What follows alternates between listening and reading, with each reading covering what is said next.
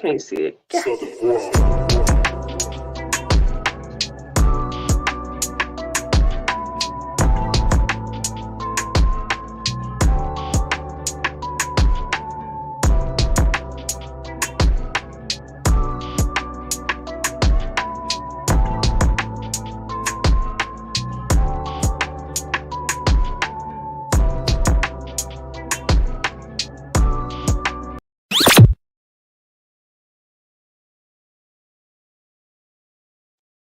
And that there's the 30-second countdown, just like 30 that. seconds. 30 seconds. You know, I What's think we up, need to do y'all? I think we need Huh? like a 3-minute countdown or something like that. You know, and sometimes I feel like more than 30 seconds takes so long, but then sometimes I'm like 30 seconds is not nearly enough time. 30 seconds is quick. I mean, We can always fast add some more quick. time to the timer. We can definitely do that. But what's up, y'all? Happy Tuesday. Sorry, I'm looking down. I'm trying to make sure that the video is public on my page so that it can be viewed and shared and shared and shared and shared and shared. So please make sure that you share the page. And Seen this. and Yes. also and also And also. and also shared. And also shared and share and share and share. Absolutely. Shout out to Stephanie. Looked like she just shared my page. Appreciate you, girl. But yeah, What's up? so That's what's up. Thank you, Stephanie. we are here. We are here. We are here at spring break. I don't know if it feels like a really, really, really long Tuesday or week or spring break week or what to anybody else, but it's a really it's a really long day. So we are not going to have a parking lot conversation tonight. We will be closing. We will be closing at a hard stop. We have already decided. But we do have some spillover from last week that we wanted to get into tonight. But real quick, of course, adult conversation always. You know, I won't run my mouth too much. All the rules are the same. Of course, if you want to join the conversation tonight, you can find the pinned post in the Facebook Freethinkers group page. And just click on the link directly. Don't click on the actual StreamYard picture that takes you to like the StreamYard basic. You want to go to the one that says literally tonight's link. Click on that and it will bring you directly into the stream.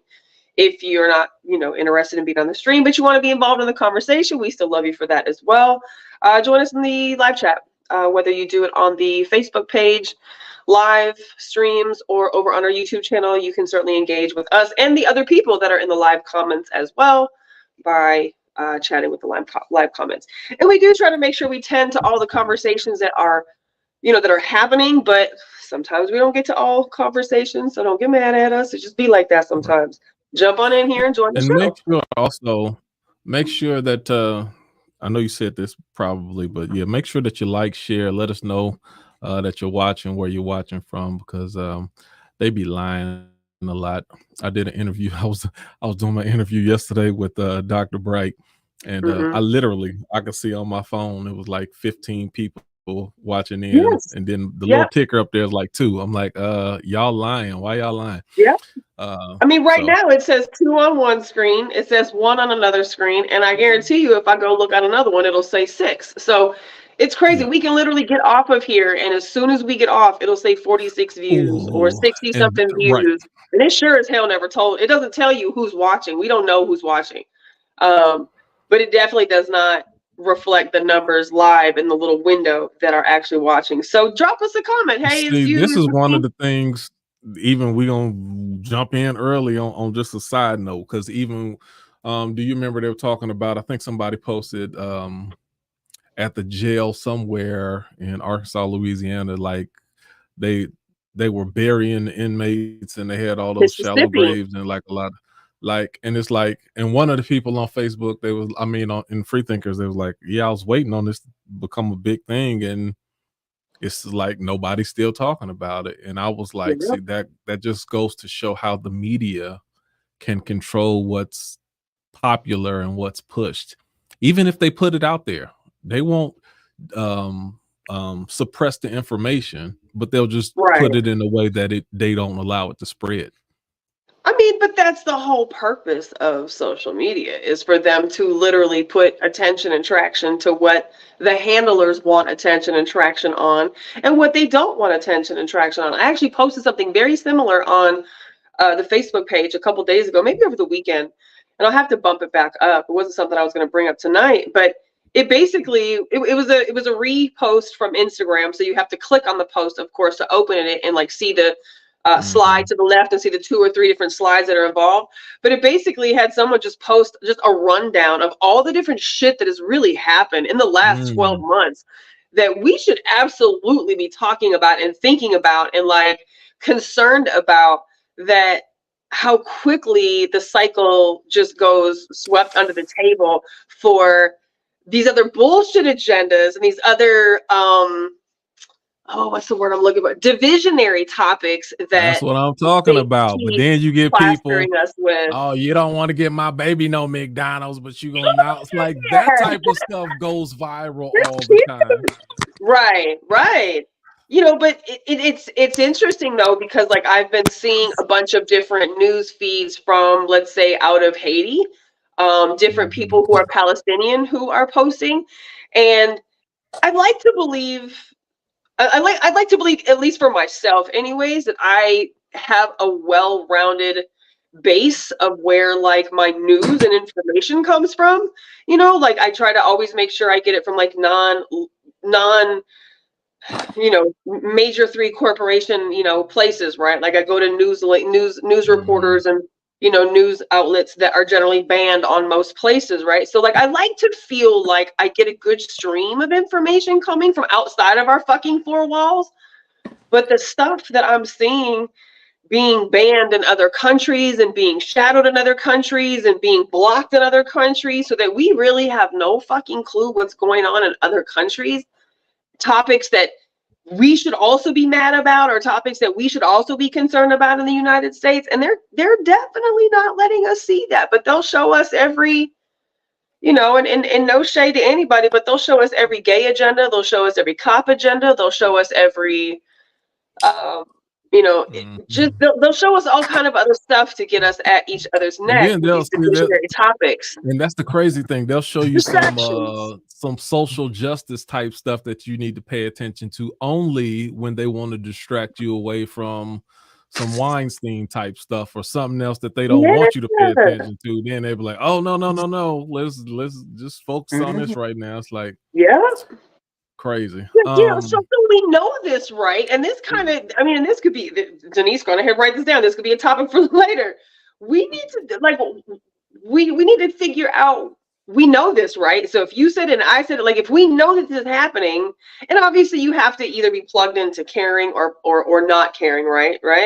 But like, if we know that this is happening, at what point are we going to do something differently about it? Be it Ain't nothing you do about the it. way that we control our actions related to these things, but like, Only thing you can do is find a way to own your own TV company, your media outlet, which well, we not don't. so much, And even if you not so do, much if how you the can't information is compete, pushed, just where we place our emotions at, like how we get involved oh, with, like you I've said, social already, justice topics. I've been on that for 5 years ago. That's why stuff don't phase me like that. I'm like, unfortunately, that's just the way that life goes. But hold on just a second. So before we get into some of these topics that we did not touch last week, Oh yeah, we had a we need couple to of. we need to take a couple minutes first. Denise, tell us about your show. How I was was it? hoping we were gonna do that. I was hoping we were gonna do that. Yeah, okay. Congratulations on a sold out show, anyways. Oh my God, y'all. And people were still trying to buy tickets, but I literally couldn't let them in because it was seated.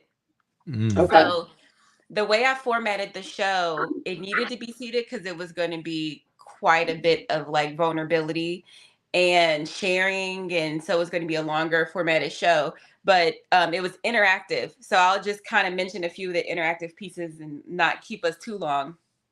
So the first thing I did when I had people walk in, there was this printout that I made, this big poster size like printout that I made, and I set my intentions, and I said basically what I wanted to do was like to be completely vulnerable and be completely myself and release myself from this fear of rejection and failure. And the thing I wanted to receive was self-love for myself. So I had everyone else put, what are your intentions for gathering today? What do you want to release? What do you want to receive? That was the first interactive piece.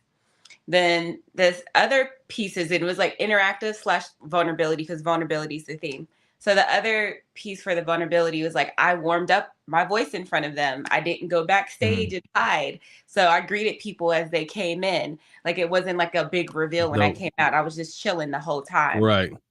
And then the I like second that. vulnerability piece was like, I did my song Before You Let Go, and I talked about, which I got from Free Thinkers, except I think I changed the how I phrased the question, but it was like, remember the question, when did you realize you were the problem? I rephrased it and just said, what could you have done differently in your last relationship? And I told them my piece, which was like, I was an emotional cheater. I realized that I was not always emotionally present. And then I asked them to share, and people were just sharing.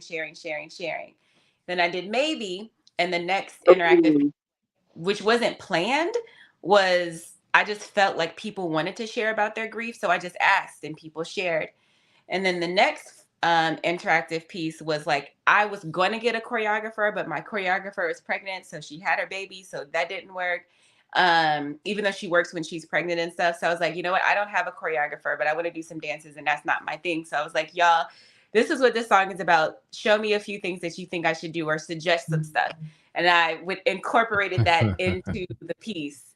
And then we closed it out with me asking them to like tell me, well, not even tell me, but to visualize what their goals and dreams were, and then to tell themselves one thing that they could do to make that thing come true. And it was like, so that was how it was like interactive and not like a typical concert. So it was lovely, because it was just like, it was a community where people felt like they could be vulnerable and loving. So that was the show. Ooh, how long did you guys go for? I don't know. I need to go back and look to see how long it went, but probably, I would say maybe like 55 minutes or so. Okay. Maybe. Did you do all your songs? All of them. I did. You did, did okay. all the songs, all the interludes, and everything. And I told stories in between too. So they got a real deep dive about the songs and how it all came together and all that. It was insane. You were happy with it? I think that's dope that you very. Yeah, how do you feel about it? It's like I just feel at peace. I feel like I did what I was supposed to do. Good. So it's like, even if things weren't perfect, it was like I was supposed to do that. Right. Like, you were happy with it though. Yeah, and like tears after the show, and cried during the show, and like people, if I could tell people released. Oh, I had them scream. I forgot to mention that other interactive piece was I cut the lights and I let everybody scream. And I released everything. So the thing that they wrote down that they wanted to release, like, that was their moment to do it. So that would have been dangerous for me. I might have, would if love I released if you like were that, I able to might get not some have been able to come feedback. back from it. Yeah, no, I thought that might be the case. I was prepared for that. I formatted the show for if someone just kept, and it, but I think the environment I created, that we created, because it was collaborative, it was all of us. The environment we created, I felt was very loving. So I felt like even if a person was at their point where they just needed to release and just let go, and it was just becoming a bit much, there was still an element of like nurturing warmth, so it wouldn't get to that point. I felt like, right. yeah. Ooh. I mean, you hear my grandma talking the whole entire time, so you feel that like loving maternal energy.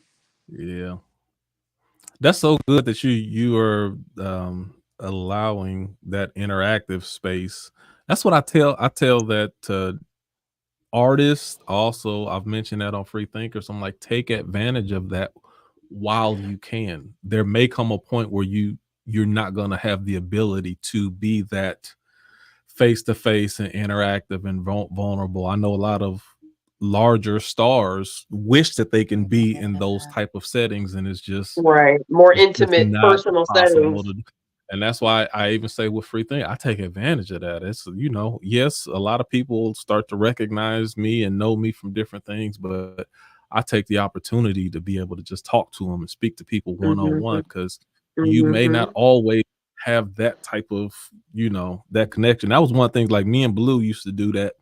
There were certain times like I didn't like it. I hated that. Like later on, after we really started getting bigger around the state, and we had to sit back in the green room and wait to go on, like, because you kind of miss the energy, you miss a lot of interaction, Mhm. a lot of people doing. Mhm. It was good, like, earlier on, what was so dope, like when we be, doing a showcase, a show like that, we be down right there in the crowd, just Yep. rocking, talking to Yep. people, interacting, this and this and that, Mhm. and then next thing, it was Blue Holy Soldiers, this and that. All right, we about to go up, and it's like, what? Oh shoot, that's y'all going up there, and like, we was one of the people until it was time for us to go up there, and it was like, it was beautiful, and I missed it somewhat when we couldn't do it as much as we used to. So yeah, Yeah. take A lot advantage of of that. people talk That's about dope. that.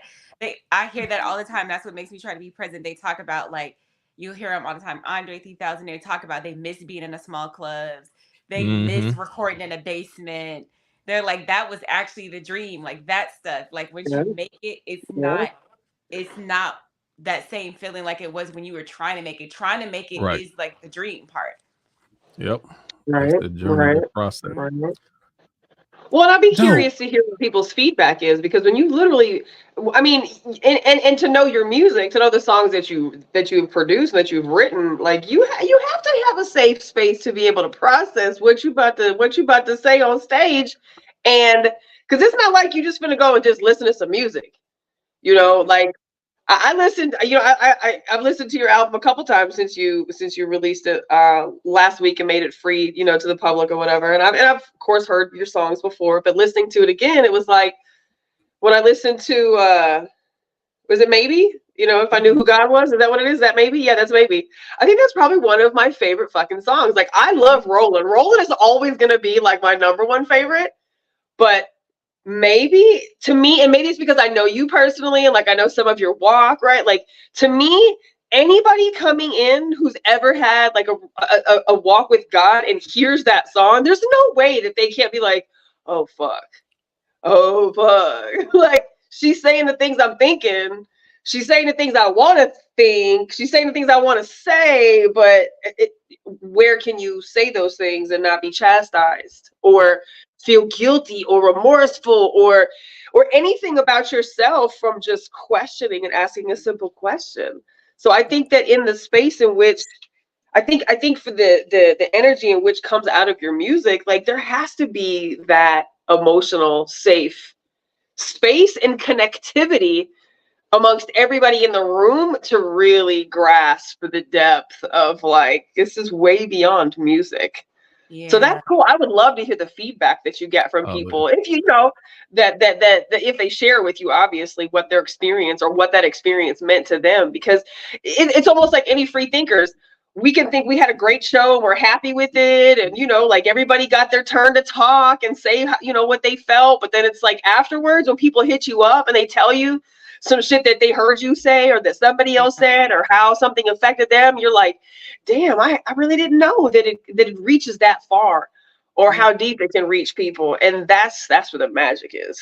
Yeah. I have a No, let me few. tell you. Hold on a second. Let me tell you. Hello is my favorite song easily. And I mean, it was my favorite. And I ain't even talking about favorite song on the album. I'm just talking about favorite song. I'm like, the very first Oh, time I heard it, I was like, oh, shoot, that is my lick. that's Absolutely. fun. I be walking around humming that song all the time. Like, and man, no, that's like just from the rip. That was like immediately. I'm like, oh, that's my song right there, nonstop. Yeah. So yeah, I ain't got no record player, but I'm gonna get the record and I'm just gonna hang it up on my wall. Anytime Keepsake. Smack plays Roland, like it's just crazy, right? Because like I know it's coming up, and I know what he's about to lead into, but everybody else, they're just grooving and jamming, and they're like, "What the fuck is this?" And then he'll mix it Okay. oftentimes with the Missy, but it's just Oh it's yeah, that was It, fire. it is. I saw the post that Jules posted the other day, about how just watching the process and, knowing you from, before going to New York and just, it's amazing to watch. It's inspiring to watch. Like, it's so fucking exciting to watch, Right. like, this come true. Like, Oh. it Right. just, and that's like, it's for me, I guess it's the glory of this space that we have because we wouldn't know each other if it wasn't for this space. I mean, we may know a bunch of the same people, but it's like how much more I don't know, just how much more powerful it is, when it's an intimate personal connection. Like I think it's so amazing. I If have I to could have gone to say, New And York, I I'll swear to add God, I to would have that. got to New York. Yeah, that for real. Me too. I'm like, dang, Yeah, catch me with money, right? I But would have gone in a minute. but just to add on to that, you is definitely inspiring, and you don't even know it, but you've been inspiring me. I'm back in the lab working on beats over here, trying to write, doing stuff again, because and that's one of the reasons why I try to be as vulnerable as I can while I'm going through the process. You cheat the person who's looking in. You do them a disservice, or you cheat them to just show them the finished product. Right. So yep, even when I was going through my divorce and when I'm going through certain things, I make myself vulnerable so people can see me navigating and working through certain things, because it lets them like, I saw where you were from the beginning. Like, as much as Mhm. I admire Smack and I take him, like, Smack been a polished thing from the time that I've known him. So Right. you don't view it the same way all the time. But when Right. you see somebody who was thinking about doing something at the same time Literally, you were just thinking thinking about about it, it. and then you see them turn it in, Just you be like, humming a oh, little bit in the yellow okay. room, just humming a little song here and there. It's just it's different when you see it from the seed come up. So I'm just telling you, like, I'm doing stuff right now, like, on the low. I'm over here, I'm writing again, I'm working on stuff, and you'll eventually see it. But that uh, people like you, primarily you, inspire me when I see that start from the seed and see it absolutely be fulfilled. So flowers thank to you. you, thank you, Absolutely, flowers. thank Kudos to you. you. That's the And whole thanks for point, though. joining us after a hell of a night. Yo, Oh I know. I yeah, was like, I gotta yeah, get a free absolutely. I thinkers. know you probably drained right now. Yeah. Yeah, no, So okay, because I well, didn't good. Hopefully, because I I can didn't make have y'all a mad mask. right now for some stuff that I say. I didn't have a mask on. You know what I'm saying? I was just like, like, this is me. Mm, This is who I am. I'm not gonna yeah, pretend to be somebody else. I'm nervous. I'm tired. I feel like this. This is who I am. It's like less of a weight to just be like, fuck it. right. Right. But who doesn't appreciate authenticity though? You know what I mean? And you only want to really attract people who are attracted to authenticity. You Very keep true. them fake fuckers over there, right? Like I don't want none of my energy to Mhm. attract fakeness. So if what I attract is authenticity, then I'm happy with that. Then I for me would consider that a success. Absolutely. Yeah. It Yeah, reminds when me, when if you she ever said she went was back. moving to New York, you knew it was serious. You're like, holy shit, she's going. Like she's really fucking leaving. Like she had no plans, but I'm going to New York. Like that's it. That's It crazy. reminds me when after Lauryn Hill had all of that success with major labels, and then she went back and did her MTV Unplugged. If you ever watched that, that's it. Don't get the same Mhm. notoriety as that first album, but it's some of the dopest music. Just her on the guitar, singing and rapping and doing her thing. Like that Unplugged, she got some real deep songs there, and some, like, it's dope. And she was just she shedded all of that facade off. And she was Right. like, this is me. Sometimes my voice is gonna crack. It ain't gonna, every note ain't gonna come out. That's all right. It ain't designed to be Mhm. perfect. So it Yeah. was just a Mhm. whole different vibe after that. So Yeah. yeah, good stuff. Speaking of voices cracking, we can talk about this. What did y'all think about the commentary that people gave about Alicia Keys' voice cracking for the what was it the Super Bowl? Was it Grammys? Yeah, it Was it happens. Super Now, Bowl? It now you happens. People You were know what's so crazy? mean to and her. she I was starts like, off, y'all got a personal on the fucking ceiling. vendetta, Yeah. huh? Like, she starts off where most people end up. Yeah. Right. Like, I'm saying, as far as voice, she, like, the very first thing come out your mouth is that high, then yeah, that's gonna happen sometime. Right. But I Yeah. said what was interesting though is that Apple Music, like, if you go back and listen to it now, they cleaned it up. I Yeah. heard that. I heard about If that. You But know I just what? thought it was so distasteful how rude people were. Like, and you could tell who doesn't like Alicia Keys. You could tell who thinks that she's a right, homewrecker. Like, just the feedback that people gave wasn't. You either didn't know shit about music to know that this is what happens to the body sometimes. Like, fucking, it just sometimes it happens. This is a live performance. So sometimes shit gets cracky, right?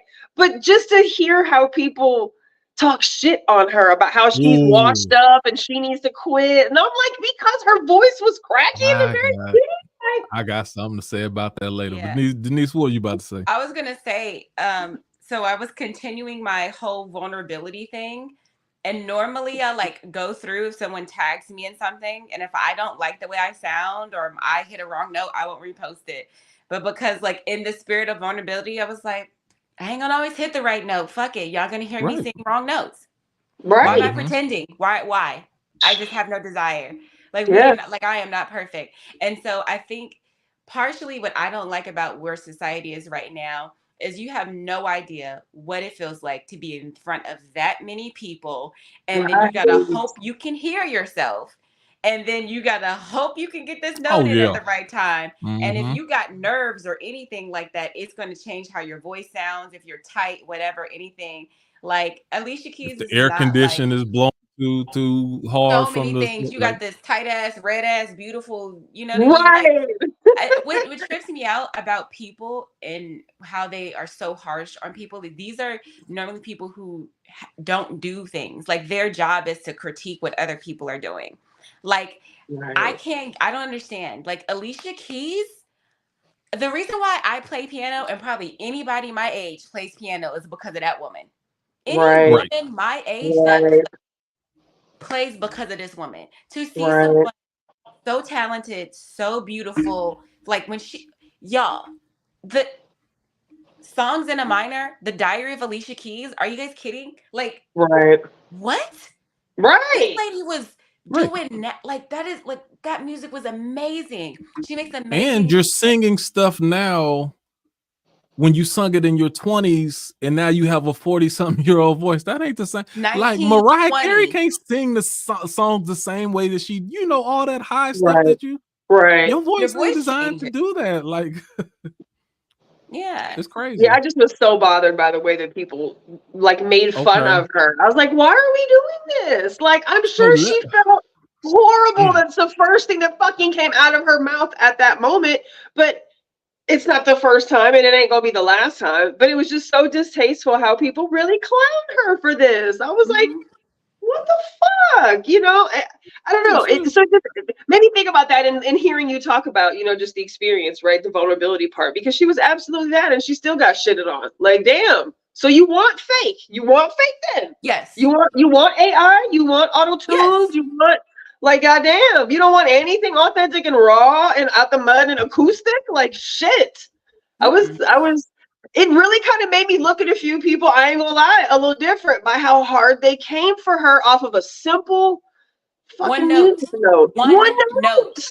And you One one note She compared to a didn't whole fuck the entire song up. career. She didn't fuck the performance up. She didn't no. do anything else that was wrong. She just fucked off that one first little note. She didn't look like the poor little baby who was on the basketball game singing what song was that? The American, what's the goddamn song? Anthem. What's the national anthem? That part. That part. Oh, Say. that That was poor a baby. Fergie. That poor baby. That poor baby. That poor baby. Her Now parents are wrong let for me that. They was real wrong for that. I want to no, let me go and get on these coattails now and then we can get into the post because I'm having some major issues over the last few weeks with um uh, I'm realizing like I'm really sitting back and paying attention because I've been told for years and years about these people who supposedly real, whether they're celebrities or whether they're just people that I know personally. And I keep seeing what all of these people are keep going in like on okay, for example, let's go back. Let's go to Diddy first. If if you want to call Diddy a rapist or you want to accuse him of certain things like that, that's fine, that's fair. You can put that out there. But you got bodyguards talking about, yeah, I seen Diddy with another man and I seen him with such and such. And I'm like, why are you over here singing about another man's business? Yeah. And you wasn't saying that when you was getting money from him. Like all of this stuff, I'm so sick right now, but I'm paying attention to all these people who act like they keep it thorough and they keep it 100 and they real ones and all this, but you sitting up there talking about all these other. I'm in a men's chat, and I don't even want to get kicked out the chat right now because I was about to say something with how I was really feeling. So even like with Shannon Sharp, after he did the Cat Williams interview, everybody got something to say about him, and you see Mike Epps calling him gay, and Steven Jackson calling him gay, and all these other people. Like everybody got something to say about, and I'm sitting up here like, if he ain't abused no woman, he ain't messing with no children like that. Whatever he was, the only thing that's foul to me is. I don't even want to say it like that because I'm old, but back in the day, I'd be like, the only thing that's gay to me is another man talking about another man's sexuality that ain't got nothing to do with me. Right. Because back in the day, you could check for that shit. And I don't even want to call it because I don't even want to disrespect gay people by calling that gay. But that's just that whole shit. I'm like, those are people that like it ain't my I see. Yeah, I am built different, and a lot of people who say they built different really ain't. No, they're not. It just sounds good to say, and it sounds popular to say, but you not fucking different. You like the rest of them. And you just because you might talk a little louder don't make you no different. How you know? How you don't know that man? Yeah, you don't know that man. You don't know who you with, and if he said he wasn't, then he ain't. But if you, whatever the case is, however he living behind closed doors, what do that got to do with you? Period. Or the topic at hand. It throws me off. So what I'm just paying attention. Like really, I'm like, oh, okay. So that's how you just go around talking about other people, your perception of other people's personal business. Okay, all you showing me is that you're not a real one. Yep. That's all you showing me, and I just see it. Even it messed me up. Some of people who I think was my favorite, I really did like Mike Epps, but I'm like, oh man, you a hater. Dang. I really like Corey Holcomb. I'm like, dang, but you're doing something. He was doing some hellified hating too. That's what I'm saying. I was like, I mean, which kind of doesn't surprise me for Corey, but I was like, damn. These are people who I thought was thorough. People will not call it out because they're loyal to him because he says shit that they wish that they could say. And I understand that, but you still pledge your allegiance to a punk bitch. Like straight up. This is a man who called his daughter a bitch. Like this is some shit you can't come back from me. And like, it's cool to it's cool for comedy to have a free pass as it should in some circles. But nah, hoe shit is just hoe shit no matter what it looks like. But like, but this is why I really see the hoe shit is because especially with a lot of people didn't like Diddy in the first place, but even going back to Shannon Sharp, with nobody paying no attention to him until he really started getting big, and then all of a sudden people got opinions and they want to throw their 2 cents in, and now like even DL talking about, I don't want to, I would never go on his show because I don't want to associate his show with a bunch of mess, and he doing this for hype and clicks. I'm like, y'all wasn't paying attention. Shannon, he's had that show for the last 4 years. Right, his podcast doing nothing new. It's like y'all just now paying attention to it because y'all just click after sensational type stuff. So whenever it's something that's major news, I'm like, but people who actually been paying attention and watching for a long time, he doing exactly the same thing now that he was doing 3 or 4 years ago. He just asks questions, however you respond. He's not gonna sit there and try to dictate which direction the conversation go.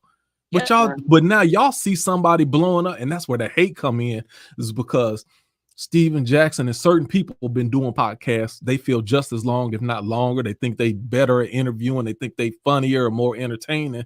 And then they see somebody else doing it, and that hate come in like, well, how come I ain't getting this same type of attention? How come I ain't pulling these numbers? So then people start name dropping and throwing names in there and calling people names just because they not pulling. That hatred is just something real, and I pay attention to people who be hating. It's a lot of people who be hating out here. Like it just throw me off because a lot of these people I thought was real. It's Pat Sneak hating. What'd you say, Denise? Some of the people who I thought was real, I found out that they just I see it. Go ahead, Denise. You know what I think some of this hate is, like when it comes to the internet jumping in on it, like with the Alicia Keys thing and all this other stuff. I feel like people just want to be a part of the conversation. And I think some people are reliving like their childhood like traumas, like maybe when they were in high school they weren't cool, so now they get to like pick on whoever the cool people are, which like celebrities would be the cool people of like life. Like if we looked at life like a high school or whatever, they're the popular people. And I think people are taking that opportunity to like pick on other people because they were picked on and because it's cool. Like they want their comment to go viral. People just want Yeah. to be a part of a conversation. It's the same reason why cancel culture was so big, because people just want to be a part of something, even if it's really. Attention is a drug. Attention is a drug. And listen, Man, I say this over and over.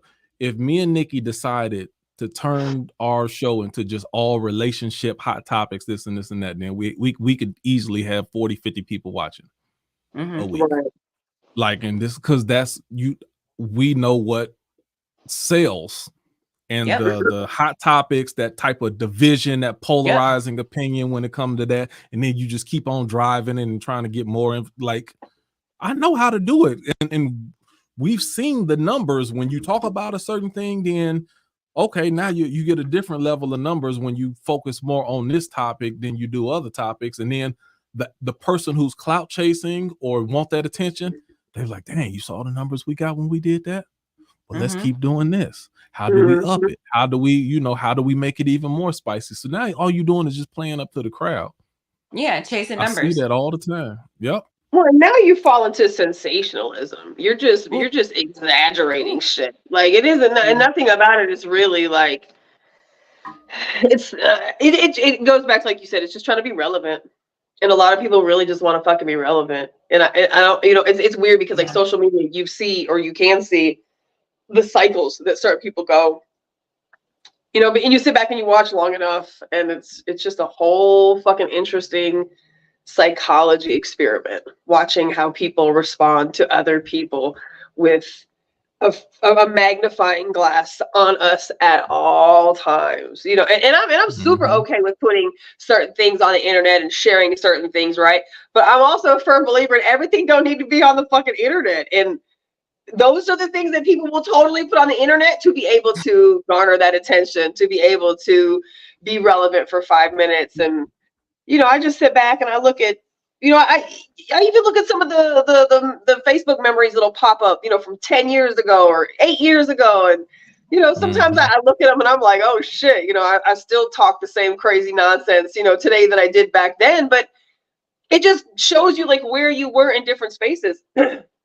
And I'd like to believe that, I don't think I've changed a whole lot, that I've kind of remained the same kind of person, right? But man, when I see pop-ups of like other people who are in some of these memories, and I'm like, yeah, we're not friends anymore. We don't talk anymore. We've fallen out. Like there's no engagement. And a lot of the times it's because either I get tired of you or you get tired of me. Straight up. And it's about the inauthentic part of a person. Yeah. Right. Period. Like you just eventually fall out with folks who are attention chasing and clout chasing and mean bully people and, the mean girl and the mean dude. And I always got to talk shit about somebody. And it's, I don't know. I don't know. I wonder one day, what they're going to write about us as a society throughout the social media era of humanity, right? Yeah, sometimes you gotta let history is going decide for you, and it's certain. Like, and what's funny is sometimes even things that don't age well as you would want it to at the time, then later on, even after like what they talk about Picasso, a lot of Mozart, a lot of Van Gogh, a lot of that stuff wasn't even popular at the time that they were alive. It wasn't until after they was dead till somebody looked back and was like, oh man, this was really creative. Mozart died broke. Yeah. Like, but it was, and I saw this one time. I mentioned this one time. I used to do this radio show back in the day, and it was like a variety music radio show that me and Blue would do. And we did mostly Christian hip hop and R&B, and then we would do some kind of a little bit of, you know, talking, kind of a talk show mixed in between there. And I messed around one time, and you know, I'm like, I guess our viewership is okay. We had a couple people listen in and would chime in and stuff like that. I messed around and said something about Texas. And this one, I hadn't been here this long. I said something about Texas. Pissed Not people. no Texas radio show, you didn't. Phones blew up for 2 hours straight, like just Wow. flashing nonstop. I was like, oh shoot, y'all really listening? Okay. So, Ah. but what my point was, I had a decision right there. Cause I could have just leaned into that. And I'm like, man, I could be the villain and I could turn this into the number one show, because everybody be listening if I keep poking the bear the way that type Right. of Candace Owens and other people who you can do that type of stuff and get a reaction out of people. And I could have, but I'm like, no, that ain't my show. I see what I Yeah. could do easily Mhm. to get people involved with me, but no, that ain't what I do. I don't have a desire for that. So, but a lot of people would have turned around and said, oh shoot, that's my niche right there. Oh, we're gonna do some Texas bashing moments right here. Make sure we get people riled up, get people mad. I don't care if you love me or hate me, but you can't be indifferent about me. Mhm. And a lot of people, they go after that. Like, oh, if they hate me, oh, that's viewership. That's more money in my pocket. So yeah, anyway. I think it goes back to intent. The drama gravitates people towards. They love that drama. And the contention is like, yeah, it's infectious. I'll just say that. Right. So if I piss you off, then that's fine. But I'm pissing you off with my real thought. I ain't doing it just for the sake of. Right. Exactly. Right.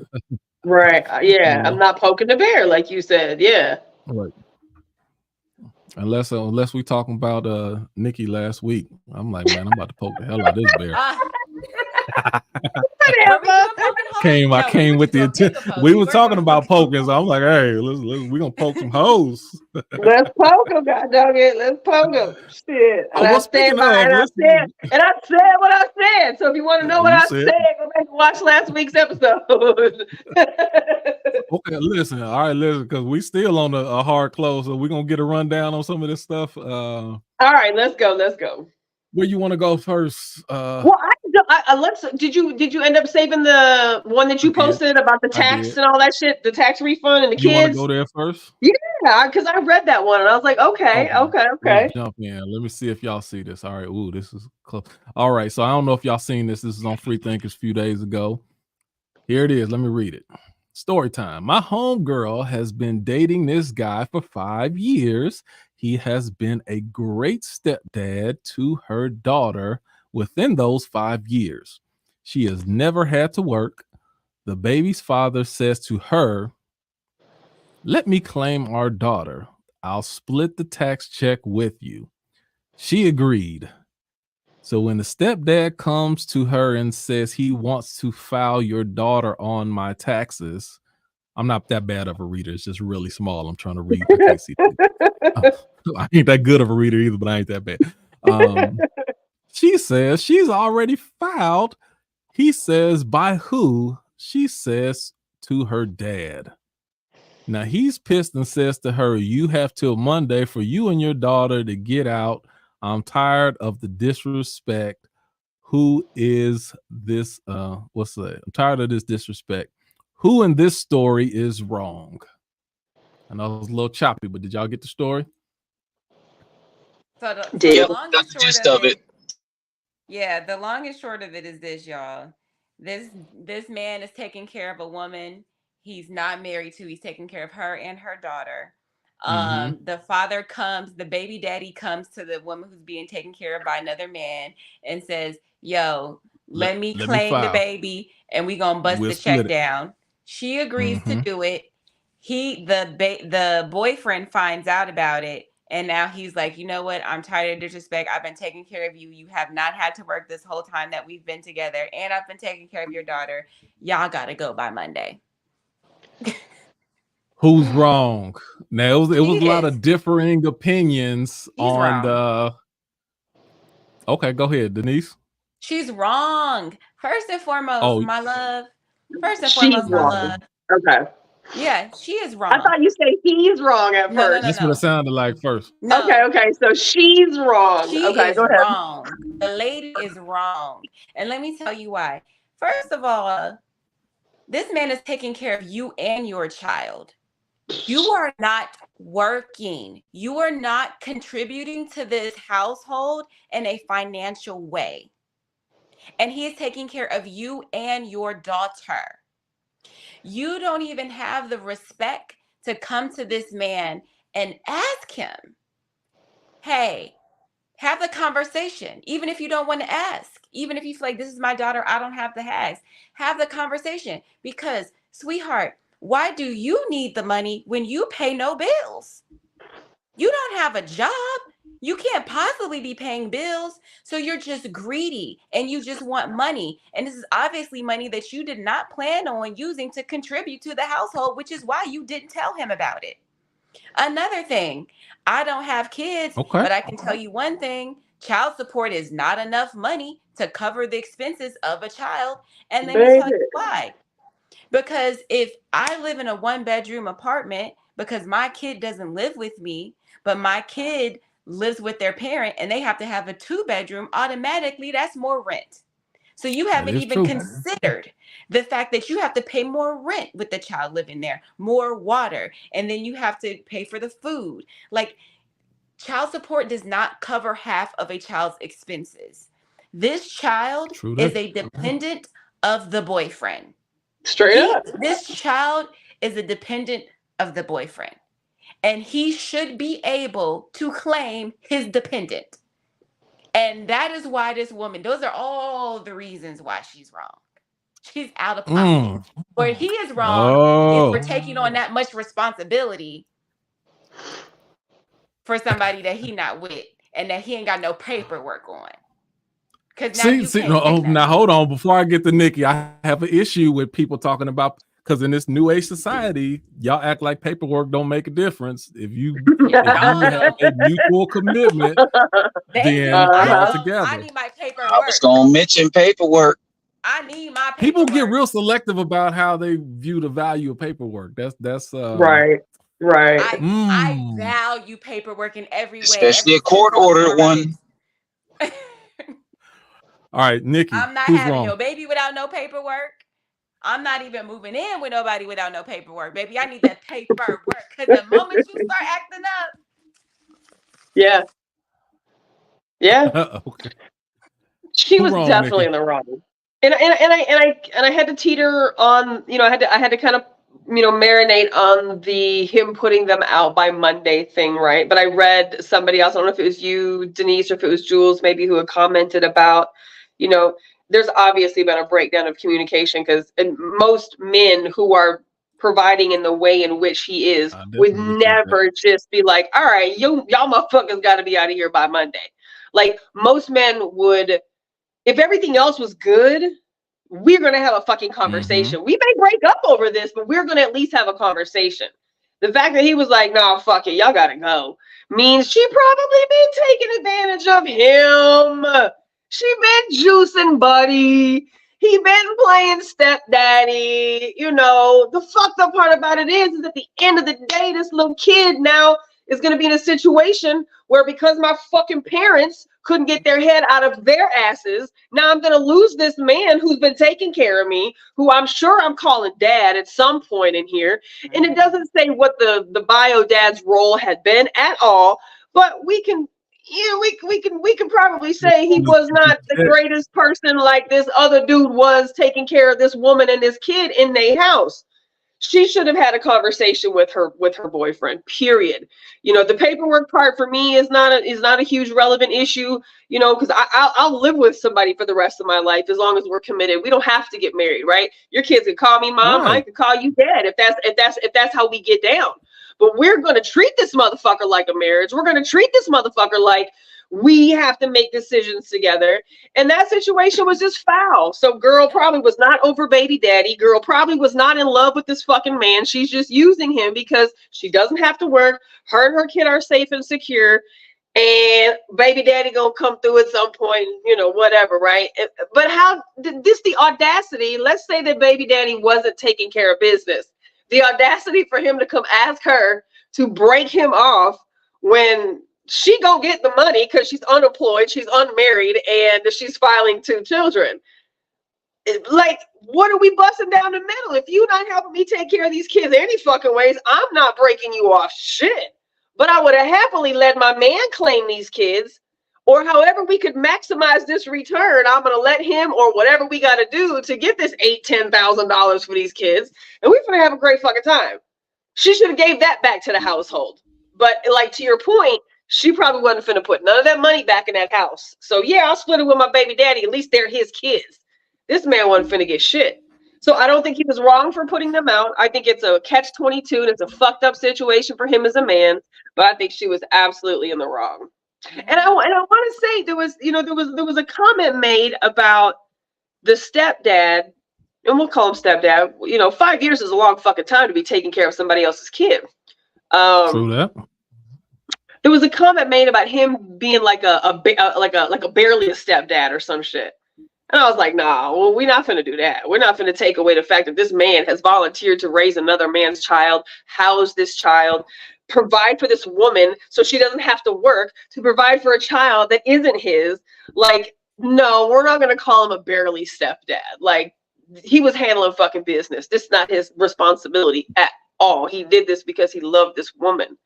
So I think it was extra foul on her part. I don't think that he did it. I don't think he did anything wrong. I don't. Not even putting them out. Okay. Well, my turn. Thinking? My turn. As the father, as the dad, as the husband. Yeah. First of all, they both wrong. But he is wronger. Absolutely, he's wronger. Without You think question. he's more wrong? Absolutely. Now, number one, they both wrong. How? Out of on the woman's side, out of respect, you should have had that conversation with your boyfriend / partner before you made that decision. Yes. On the other side, if as the boyfriend, if you had intentions on claiming the child for tax purposes, you could have had that conversation in advance as well. Communication is key. Now, you didn't. You waited till the last second and you did not express your expectations. So, Well, what's been going on the last 5 years, you think? I'm only going by them the last 4 years. How did they file the last 4 years? It don't even matter. That makes sense too. So, again, thank you, Denise. They've been together, 5 years? You haven't had this conversation with your partner over the last 4 years? That's your fault. You not communicating your wishes on what you want. What if they did have those conversations? What if because the post didn't say that. Well, so we can't assume that they didn't have those conversations beforehand. She could have. I can more so assume that they didn't than they did. No, I can more so assume that they didn't than they did. The post did not hint that, like, I told you before, I told you last year, I told you, it wasn't none of that. Right. He stated that he wanted to claim them. So again, we don't know what happened before that. That all goes back to a lack of communication. Yeah. You did not communicate with your partner what your wishes were. So at the very least, very minimum, you can be upset, you can be disappointed, you can feel some type of way. But what that also says is there needs to be a conversation had. Now, This is why I say he's wronger. When you turn around without having a conversation or expressing those feelings, and the next words come out your mouth is, you got till Monday to get your stuff and get up out of here. That don't make sense. And even further, let me say this, because I seen a lot of people commenting on there, well, he was a good man, she just lost out on the good husband material, this and this. And that don't sound like husband material to me. Oof. If you telling somebody and their daughter to get out without even having a conversation and being willing to communicate, that sounds like somebody you don't want to be in a relationship with.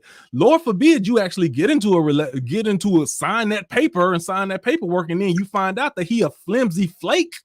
Oof. And he ready to break off at the drop of a dime when things ain't go the way he wanted to without even having a conversation. He's wrong. And you sit there, somebody who supposedly supposed to You raised like a daughter for the last 5 years, and even for the daughter's sake, it wasn't worth a conversation for you to have. Oof. Both of y'all get up and get out. Oof. He's wrong.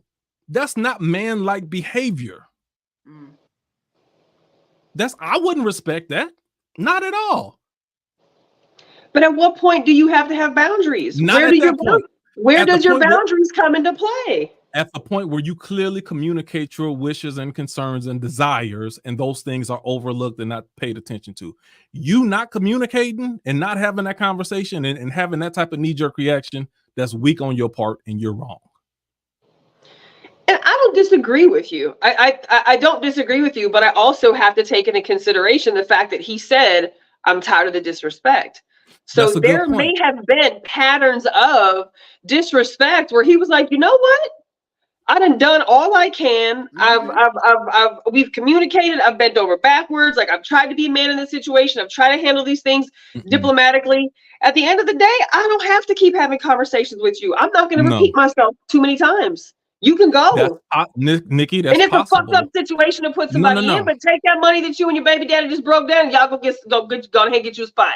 Nikki, y'all go figure it out. Possible, but from what this post actually does say, it shows me that he's a poor communicator. But that's the one thing I know for sure, that he's a poor communicator. So if you're talking about you tired of the disrespect, then some of that could come from your lack of expecting people to know what you want without you saying it. Now that is implied in that happens right here. That happens. So I don't respect it. Some other people too. Yeah, as a man, I don't respect another man for that. You know, if he a sucker and she got him wrapped around her fucking finger, it's real easy to keep taking advantage of somebody. At some point, it's okay to say no. And the truth is, I don't personally, but I've known of men like that. And they also think because I'm a provider and because I'm doing things and because I'm taking care of business, then I also have the right to pull the rug from under you whenever I'm not getting my way. That's not fly, and I don't fuck with that. Yeah, that's exactly that's what he just did, though. That's what he just did. Like that. I don't feel like that. Yeah, he did. Why, Nikki? Why not have a conversation first? Say that again. Why not have a conversation first? I don't know that he didn't have the conversation. I don't know that he didn't have the conversation. The post said the next words out of his mouth was "Get out." You got till Monday. You and your daughter get out. So conversations could have taken place before. I still think that conversations could have taken place. So whether if a conversation didn't take place and he just knee-jerk reaction said no, well, he should probably go about his grown-up business a little bit more functionally, right? But if they had conversations, and if he has had, communications with her about the things that she does that he feels are disrespectful, I stand on firmly. When it's time to go, it's time to go. You got a lot of ifs in there, Nikki. You got a lot of ifs in there, and the post don't imply that. No, but it doesn't imply what you're saying either. So I mean, they're all speculation. Yes, it does. It absolutely does. It doesn't literally say any of those words. Hold on, Denise. Hold on, just a second, Denise. Maaaannn. Who's wrong in this situation? I would have to say he's wrong and she's wrong. For the simple fact that she didn't lay out the ground rules in regards to the specifications of the child, because when you're dealing with these type of matters, the boyfriend don't usually have a say-so in anything in regards to claiming the child on taxes, especially if it's documented or court ordered. So if one of the parents is if the child is with one of the parents the majority of the time, let's say 60-40 or 70-30, that parent is going to claim taxes on that child because that child is living with that parent for the majority of the time. So, the boyfriend may have a say-so in that in regards to, but there's nothing he can do about that because it's not court ordered. He ain't had no say-so, trust me. And if he baby daddy ain't got no say-so. No, the boyfriend, not the baby father. Right. Because you're right. If we're doing the co-parenting thing and then these things are supposed to be worked out between the two parents and it's already established in the court order, then that is a court ordered document. The boyfriend has no say so in that. Well, how doesn't matter how he feels. So, Right. but it's up to her. It's up to her to let him know, like, yo, at the front, not 5 years later, like, yo, if the child is with, the father for the majority of the time, he's going to claim her on the tax. And it's kind of funny that he had to ask the mother to claim his child on the taxes when he should already know from the get-go, because when you was reading the story, it lets me know, okay, was there a court order established prior to this situation coming up? Because he had to ask the mother to claim taxes on claim the child on taxes, and she agreed. And then, the boyfriend comes in on the back end and says, can I claim the child on the taxes because I've been taking care of this child for 5 years. But I think his emotions got in the way, and he went to the extreme when she already said, that the child's already been filed for taxes, and he's like, just, you gotta get the boot. After 5 years of taking care of this person, all of a sudden he just flipped the script like that. I was like, well, was the love there to begin with? But in this situation, they both was wrong. More so her not informing him up front about the situation, so he wouldn't probably have to resort to, the decision that he made at the end, as far as like, you got to be out by Monday. Yeah, he didn't have to do that under any circumstance. Denise, I don't think he had to go to that length. I want to poke holes, but first I got to ask questions. If you don't have a job and you haven't worked, can you claim a child as a dependent if you don't have a job? Yeah, you just won't get as much money. So that's when the baby daddy comes in, because if the baby daddy is working and he files, they'll get a larger return and able to split. But if she's not working and she files, you might get 1,500. No, she'll get it. Just won't, instead of you getting $4,000, $5,000, $6,000, you might get 1,500. So they'll always, a lot of times people will allow the working parent to file because it's going to be a larger tax return. So with that being said, and the baby daddy asked and she agreed, it sounds like he had not been claiming this child. And that means either the boyfriend or the mom had been claiming this child for the last however many years. And that more so the mom. Understand. What was that? More so the mom, because that's her child, not the boyfriend. Well, the baby mom versus the baby daddy claiming them. Yeah. What was that? Yeah, the mom could have claimed them several times before. She's just not gonna get it. You're not gonna, if you're not working, you're not gonna get as much money. So the baby daddy come in like, hey, you let me claim, then we see, and that's one of those things to where maybe the last two, and now this is the first time that I'm actually using my imagination on this. Mm-hmm. She could have claimed for the last 2 or 3 years, and only got 1,200 back or something like that. This and that. So then she's been already claiming herself, but now the baby daddy just came in like, yo, just let me claim. We can get $5-6 grand on this, and then instead of you getting 1,200, then we split. You get $3 grand, or like that. Or they had a conversation prior to, but she didn't inform the boyfriend until the last minute. But as far as like the baby father and the mother had a conversation as far as how they were going to deal with the taxes. Right. And no, that's what the post she let him know at the last minute, instead of just letting him know that they had a conversation to work that out. No, she only let him know when the boyfriend said he wanted to file the child, right. And then when he wanted to file, then it's like, oh, she already been filed by me and the. That's what I'm saying. I'm just saying that could be a factor that she didn't let the boyfriend know that her and the baby and the baby's father had a prior conversation in regards to that. Like she didn't give him the heads up about that. Which resulted in him kicking her out, which is cool. But I'm good with him being upset. I'm good with all that. You ain't got to kick nobody out, man.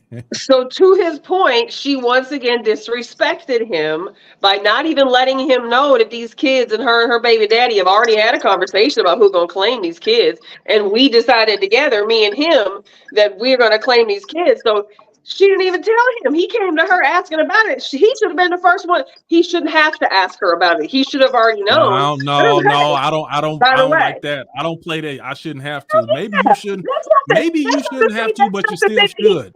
Ask. That's not to say he couldn't ask, but it's up to her to tell him this what I'm doing with my motherfucking kids that you raising.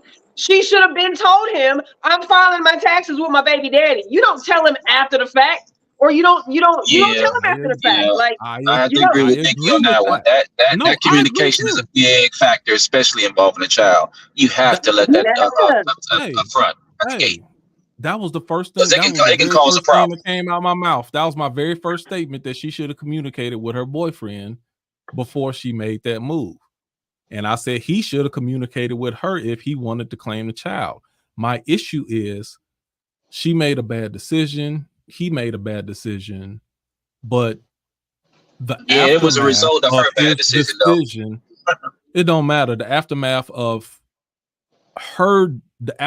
his decision affects the child differently than it does anything else. And don't sit there and tell me don't tell me how good of a man you are, and you're gonna sit there and leave your supposed stepdaughter out on the street and not know. Like, that's foul. I ain't never co-signing on that. Well, I'll have to say this: if the dad is as involved as he should be, that child should never be on the street. Right? No, I don't care. It don't matter. See, listen. What another, and this is from talking to someone who has children that I claim that are not biologically mine. I don't care what that dude doing. If I say these are my kids, then I'm gonna make sure they're taken care of. And even if they're biologically his children, I'm not sitting there leaning that to his responsibility. I claim these as my children, so I make sure that they're gonna be taken care of. That's a good point. And I agree with you. And I wholeheartedly would do the absolute same and have done the absolute same in the relationships I've been with men who had children that were not mine. Those are my fucking kids. Your daddy can go, but y'all can stay. But at what point does he get the right to say enough is enough? Nikki, you know what? Hold on, Nikki. Let me. No. No, it's not fucking pretty. It's not pretty. I gotta play devil's advocate for a second. Some people's shit goes wrong, but this is what happens when you mix. This is what happens when you mix blended fucking families. Sometimes shit do go down south. Nikki, let me ask you though. Knowing you, knowing you the way I know you, Nikki, if the roles were somewhat flipped, and the woman got mad to the point.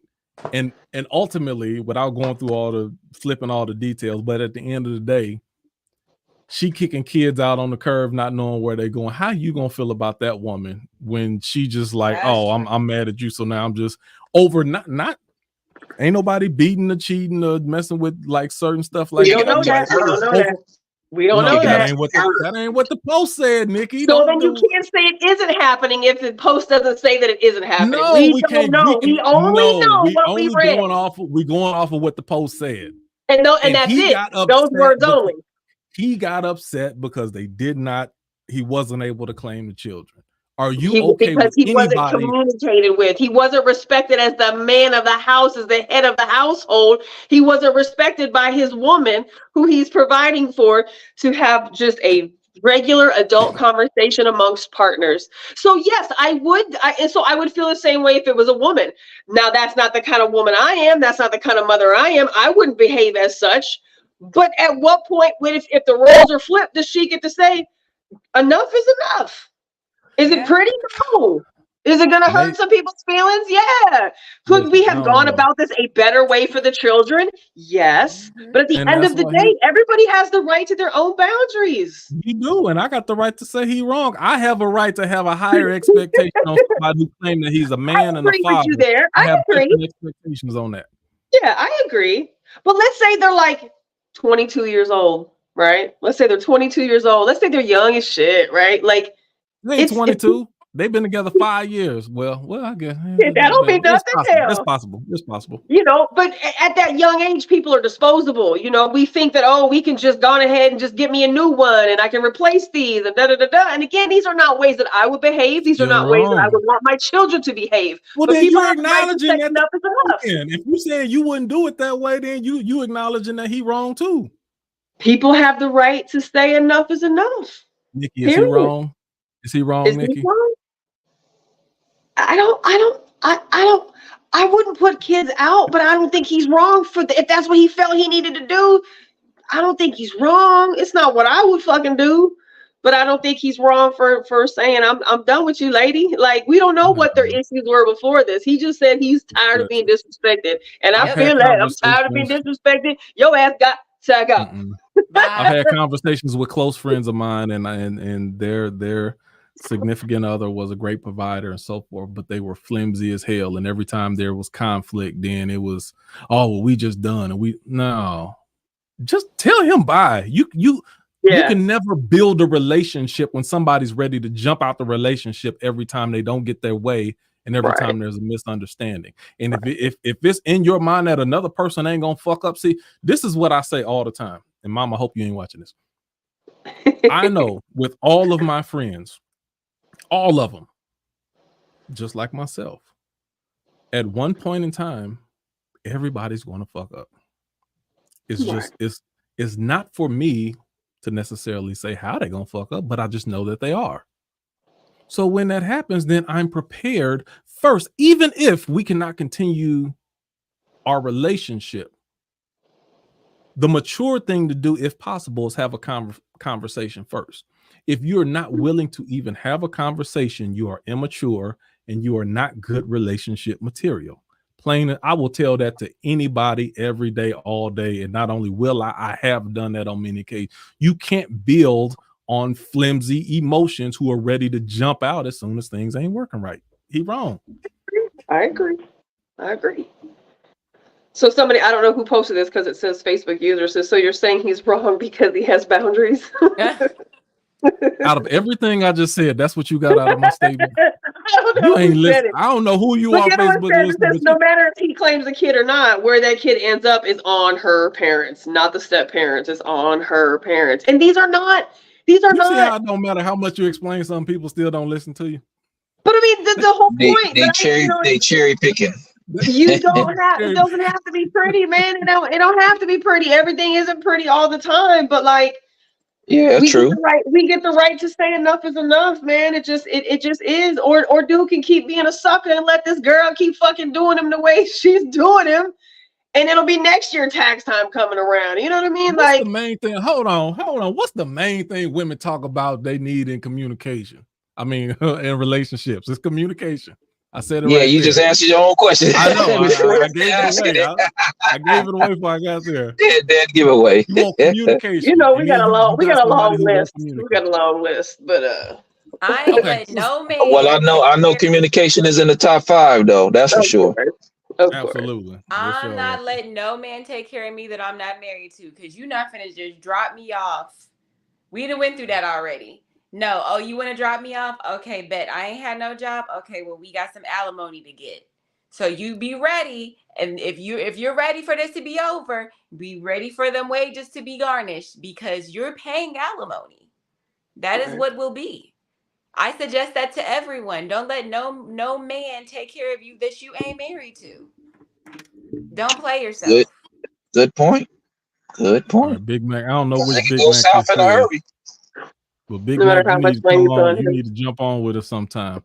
Now, all I say is, okay, these consequences, because I'm assuming to say he said that these consequences came from her actions. All reactions are not justified. Just because there's certain actions. Okay, if you step on my toe, I don't have the right to throw an elbow and hit you in the side of. Well, if shit, you might step on my toe, then I wouldn't have did you that. Might if you step on it just in the right place when you fuck my toe up. No, it's you not. might. You might. No, it's you not. might catch one. No, You're not paying attention. You step on my toe, I'm gonna kick her in the bootstraps. I'm just It's saying. not. That's why I said Sometimes, all sometimes, reactions are sometimes the not reaction warranted. is sometimes an automatic response. But no, Okay, but and, this and is still, but this that is wasn't still the goes situation. back. This still all goes back to her. She is the onus on this. Yes, there's parts where he could have communicated, but that was not his kid to really have any say so. Technically, if you want to go, I'm not there, trying right? to hear that. You've been So taking it care of that is kid for on 5 her years. to have this conversation with the man taking care of her and the man No. taking care of her And see, kid. let me tell you one more thing I hate on top of that. I don't like the whole R's. I'm treating this child like it's I mine, agree. and this is I our child, agree. this and this and that. I agree. As soon as you piss me off, then it's your child again all of a sudden. In the court of law, Ugh. doesn't matter how we feel. It's either yours or it's not. Forget about the court of law. In the court I'm of just real saying, men, well, that's no, some you sucker can't forget shit. about the court of Mama, law. don't be listening to this one. I'm cussing today. In the court of real men, that's some sucker shit. I agree. I agree. I agree. Mm-hmm. I agree. That's the angle I'm coming from. I agree. But he still has the right to be able to say "fuck that bitch" and "fuck that kid." He gotta be a right to be a weak, non-respectable man. Well, hopefully, he learned his goddamn lesson. I don't know. You know, I'm pretty sure he did after he didn't kick them out. put some boundaries in place. You know, it's Learn how to it's a beautiful thing. It's a beautiful thing to have a man who's willing to take care of a woman and take care of a child that he didn't bring into this world. So, you know, I saw Case in point. Tyron actually commented, Seldom had actually commented on the Facebook page that it's lose a good man 101. And I was like, yeah, I feel that. She just fucking lost a good ass man on some whatever bullshit type you want. Because you got to be on bullshit time to do stuff like that to a man that's taking care of you and your kid. You do. You got to be on some bullshit ass time. You a bullshit ass chick. If this is how you're going to do this, dude. You don't like that because it feeds you. That means she didn't let him know from the get-go as far as what's going on with the child, as far as claiming it on the taxes. Those who she didn't let the boyfriend know from the get-go.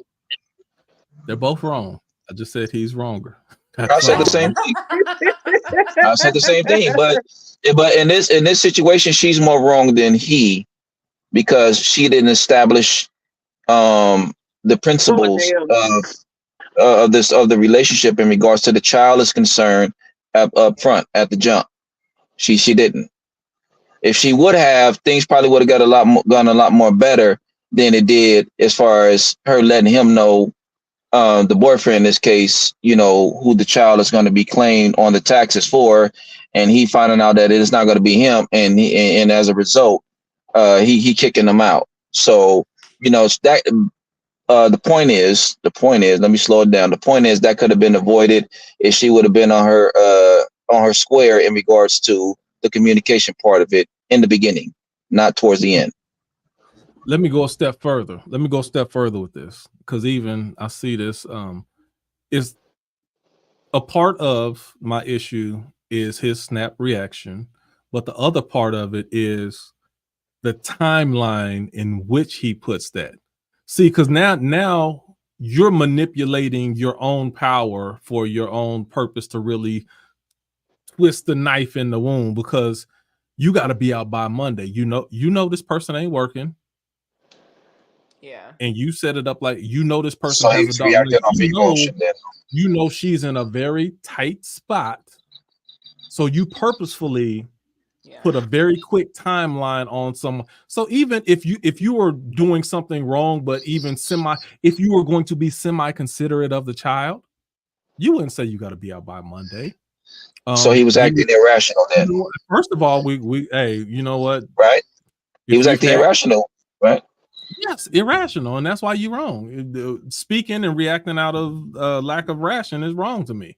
And you could have had a conversation. You could say at the end of the day, the way we're communicating, it ain't working for whatever reason, blah, blah, blah.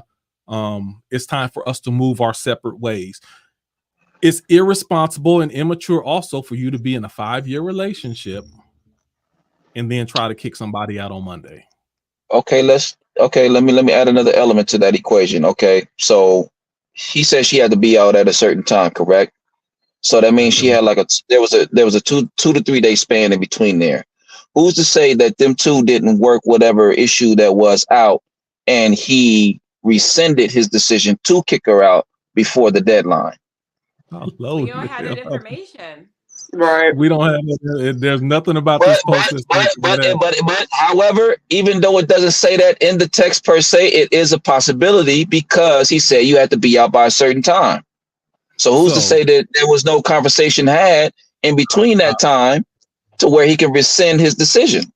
So anyway, if I wanted to go down that train of thought with you and just say that was the case, if my advice to that woman is, you need to start getting your stuff together and you need to get ready to leave. You don't want to be with nobody who has that type of power, who can decide, oh, you got to get out on a moment's notice. And they have that type of a hair trigger where they'll make a life-changing decision in the blink of an eye that you're going to have to adhere to. I tell, listen, get your stuff together right now, because you do not want your daughter ever being put in that type of situation. You get your stuff, and even if y'all stay together, you need to get your stuff and get your own place. Yeah, we still together, but I got my own apartment over here because I got to make sure that I'm looking out for my daughter. Stop playing house, y'all. Period. Make your life easier. Stop playing house. Yeah, that's why I got married, so I don't have to worry about them situations. Straight up. You know, it's a Big Mac's point. It's a Big Mac's point. He said, you know, reaction is subjective, of course, but the fun fact, he goes, if he kicked her out and kept the kid, he could be liable for a kidnapping charge. And that's real. That's real fucking real. If this girl if she wanted to be hella ugly and facetious and make him pay, you know, he could have easily been like, you know, she can stay here, but you got to go. Okay, cool. Well, I ain't got nowhere to go. So, you know, let the kids stay here while I try to figure out my shit this weekend, try to find me a spot to, you know, post up this weekend or whatever. She could have easily called the police on that man over the course of that weekend and say, oh, well, you know, he kicked me out and kept the kid type shit. Like, so it could go wrong in a lot of different ways, and I acknowledge that. It's not how I would have behaved. Amber Alert. It's not how I would have behaved, and it's not how I would have operated with children. But still, people have the right to say. And again, I keep going back to the statement that's posted where it says he said he's tired of the disrespect. So this isn't just a emotional snap. Fucking like this is like the straw that broke the camel's back type situation. See, I look at that different, Nikki. Somebody who makes snap decisions like that, I think that is a sign to me that you already have an ulterior motive, your own type of self-esteem issues, to where you always feel like you're being disrespected under every circumstance. Why would you take? Look, this was a conversation that could have been had. So why is the first thing to disrespectful? Disrespect? Now, if they gave a line down like, I told you last year, don't split that with your baby daddy, and I told you the year before that, don't split now. If that was in there, then it's like, oh, okay, well, she habitual line stepper, then that's what happened. But he just, or you know, so I'm just saying, if we're trying to read, if we're going to read between the lines, a lot of people take everything that happens to them or as a level of disrespect all the time. And that's if you're not emotionally mature, then you are. And I don't. But to say that things are disrespectful, emotionally mature. I think he came off as somebody. I don't think so. He's been taking care of this woman and her kid for 5 years while she hasn't worked. She hasn't contributed financially to the home, at least to the point of the post. It just means you got a decent job. You having a decent job don't make you mature. If you taking care of another whole ass human being woman and her kid that isn't yours, you gonna get some credits for maturity and manhood. I don't give a goddamn. So you're gonna get some credit for that. No, you don't.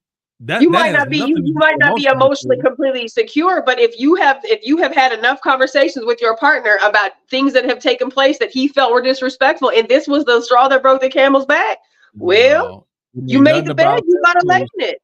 You made the bed, you gotta lay in it. More examples. Ain't nothing about this post said he was repeatedly disrespected. He just took this. He said, I'm tired. He did. He said he was tired of being disrespected. So obviously she has a pattern of shit that's disrespectful. Yeah, and we also don't know that they didn't have a conversation. Maybe they had a conversation, and at the end of the conversation, like, I told you this. I told you the last time. You gotta go. And that's what I'm saying. They could have had a conversation, and she still chose what she chose. And so, hey, y'all gotta go. The text don't say that though. You're not finna keep this. You're not finna just keep juicing me, man. You just text don't say that though. I mean, at what point, I mean, it's maybe we need to have that conversation, how to leave somebody. What's the proper way to leave a relationship? Let me write that down, Yeah, because What's the deal breaker to the bounce? No, just how do you how even to leave? I'm writing it down right now. Hold on. How to leave a relationship. break up Because etiquette? what break up Dang, you gotta etiquette. say Oh, there breakup we go. etiquette, really? That's yeah, what we no, got. Break up etiquette. that's a good Breakup conversation to etiquette. have. And we She might used as the well, since etiquette we ain't word. never gonna get A to the other school pickle word. flow, so we just might as well jump on into. I like breakup We should, etiquette.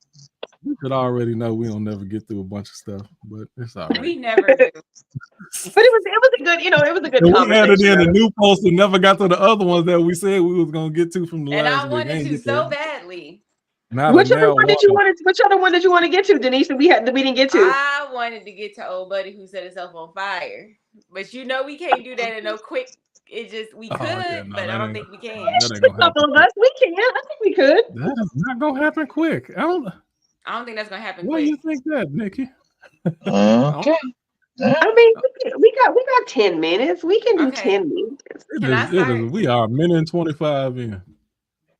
Yeah, go ahead. Just gonna This go is extra 30. can y'all let people know what we're talking about first before I start? Yeah, there we go. Yes. So, from my understanding, because I have not watched the video and I haven't done enough research, but he was was he American soldier? Yes, he was. I think he was an airman. Okay. Does anybody want to give the details on this story, and I then don't know I anything got an about it. opinion. I don't know anything about it. So he was an American soldier, and let's see. The video shows Bushnell walking to the Israeli embassy in Washington D.C. prior to setting himself on fire. The U.S. airman said, "My name is Aaron Bushnell. I'm an active duty member of the United States Air Force, and I will no longer be complicit in genocide." Set himself on fire and literally just kept saying, I think it was "Free Palestine" or something, like literally the words that he spoke until he could no longer speak anymore was like something about was basically "Free Palestine." I think that those are the words that he literally used. And this is an American soldier Yeah, that this set was like himself on fire and burned himself to death. this was like 2 weeks ago. Yep. Dang. So for me, I got an unpopular opinion. Hold on tight, because it's coming, baby. All right. You saying that like you ready? I am. Selfish. Selfish. You can do more alive than you can dead.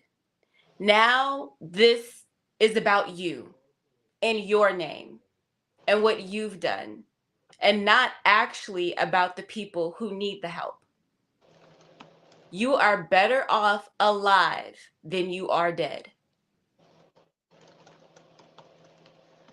Selfish.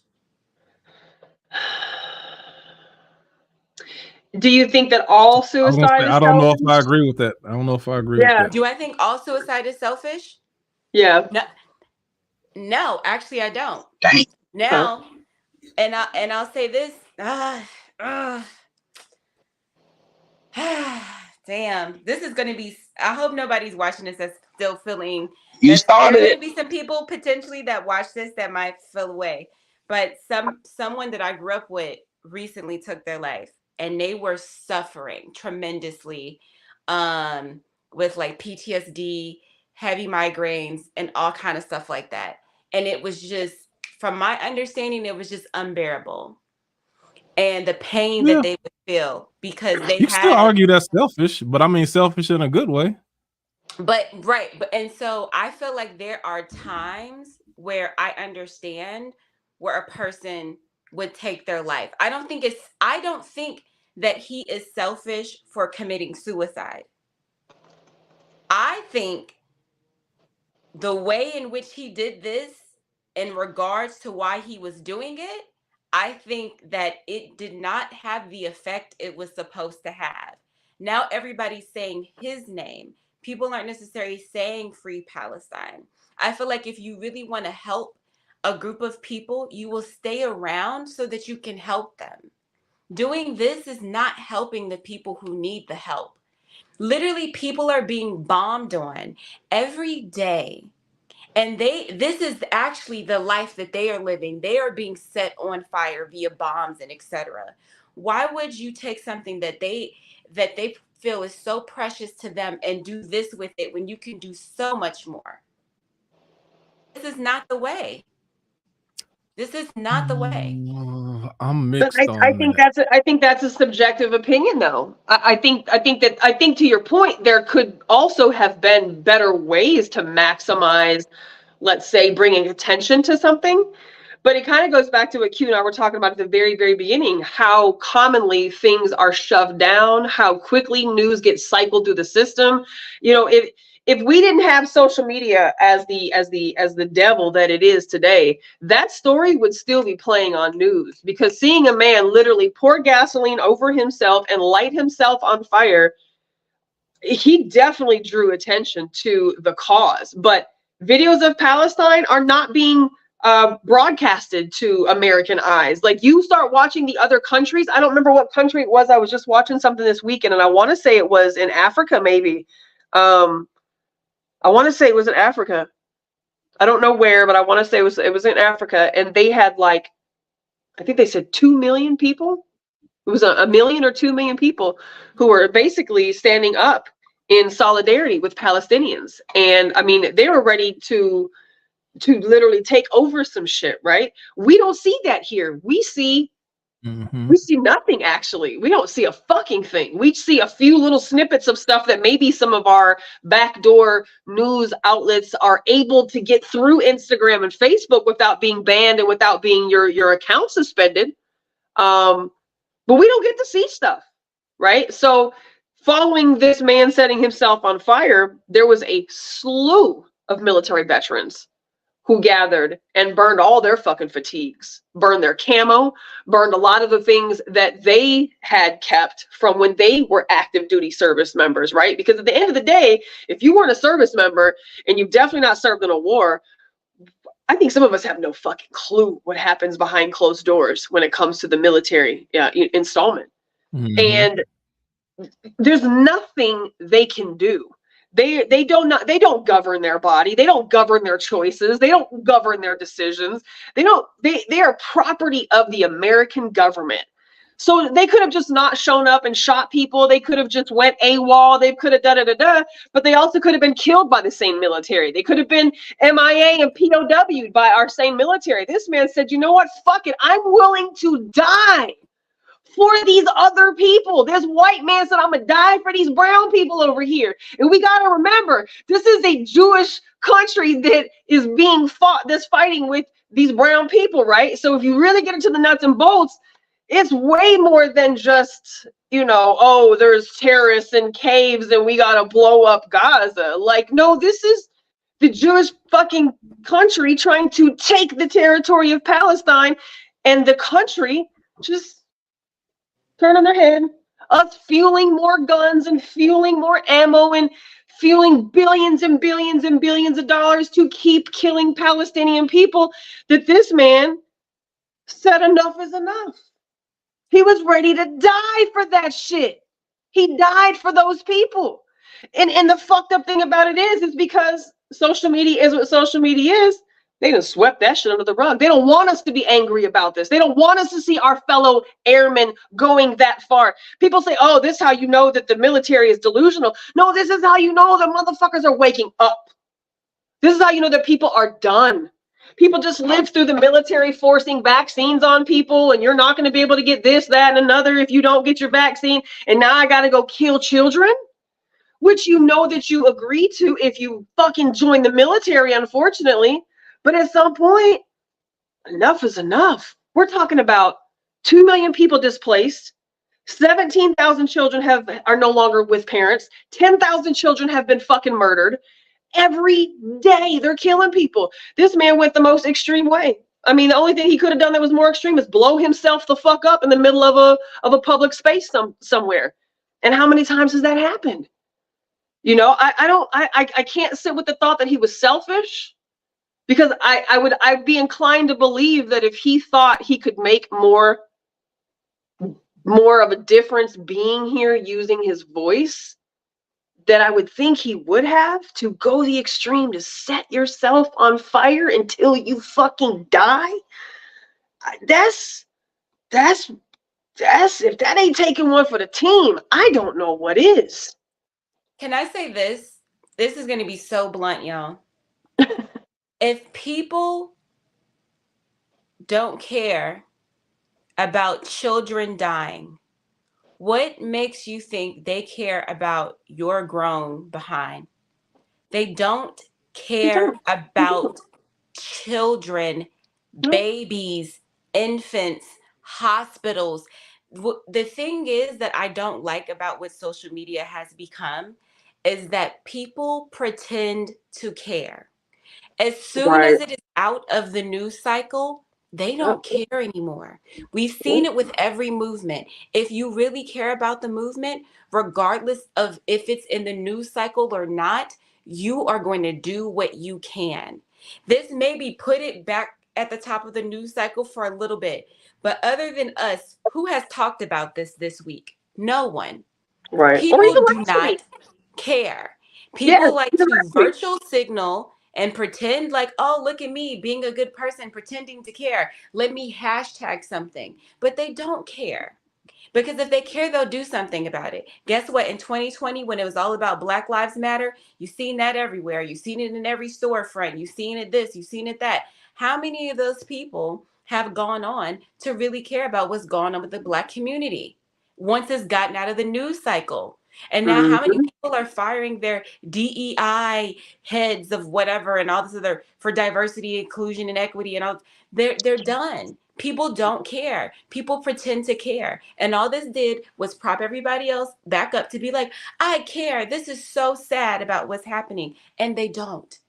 Because they're going off and they're doing something else. The news cycle should not determine how much you really care about something. And it frustrates me for him and for his family because I know his intentions were good. Right. However, it did not do what he thought it was going to do. And he still was better off alive than killing himself because no one really cares. And that's the sad part. No one really cares. Yeah, you're right about that. He cared. He cared, though. He cared. He cared. And maybe only him cared, but you got to think about it too. How many other things happened that we didn't get to see? You know, like I know a lot of people never saw the video of veterans being in solidarity with him. And you know, and for the most part, most veterans usually kind of stay in their space when it comes to speaking out against foreign policy and, you know, things like that, right? So for them to have collectively gathered and burned their military, you know, their camo and their uniforms and their blues and shit, like there's a significance to those symbolic things, right? I'm not saying that there wasn't a better way he could have gone about bringing attention to it, but when I saw that shit, and maybe it's because I'm one of those people that does care and I do live on principle, and I will never spend $1 with somebody who I've said I will never spend $1 with you, right? And I'm actively proactive in how I stand on what I stand on. That fucked me up. Watching the first video that I saw, it was blurry, and I was like, okay, because I don't watch videos anymore. Like I don't watch death videos. I don't watch cop killing people. Like I don't watch death videos. Like that fucks my spirit up, right? I can't get those images out. So I'm very protective of what I hear, what I see, what I listen to. So I saw the blurred image, and I was like, okay. I was like, I can read the story since the image is blurred. As I'm scrolling through it, I'm like, oh, Jesus Christ. You get through the first couple of slides, and it's no longer blurred. And so I watched it. And I watched him walk up. I watched him stand in front of that place. And I mean, he was diligent in what he was doing. There was no fucking second guessing. This man knew he was going to die in the next couple of minutes. Stood there, set himself on fire, shouted out Palestine right in front of the fucking White House. And just how crazy is it, right? That it happened where it happened and it's already out of the cycle. They don't want us to be angry about it. They don't want us to see what's happening. They don't want us to see that our fucking military members are turning against the government. They don't want us to see that you get enough of them together and we hold the motherfucking power. They're going to sweep that right under the rug and just keep on bombing and bombing and bombing until there are no more Palestinian people left in Palestine. Wiping out lineage of people. I watched a video today of a little boy, 5 years old. You know, they came in and they shot his pregnant mother in the stomach and then shot his dad right in front of him. Like, what the fuck for? They're creating a nation of terrorists to eventually then fuel the fight they're going to have later when these kids turn 18 and want to come over here and fuck some shit up. We are in trouble. United States, we're in fucking trouble. We're going to be. We've been in trouble. We've been in We've been in trouble. The number of people that they We are overdue. killing here, all these other countries across the ocean, they are not fans of Israel and the United States at fucking all. But being America and Israel is the greatest fucking place in the world. You listen to the news cycles now and the way, even today, like 5 o'clock, 6 o'clock news, the way that they were talking just cash shit on certain people in Gaza. I was like, okay, that's one example of somebody who was killed. I get it. There's death and war all the time.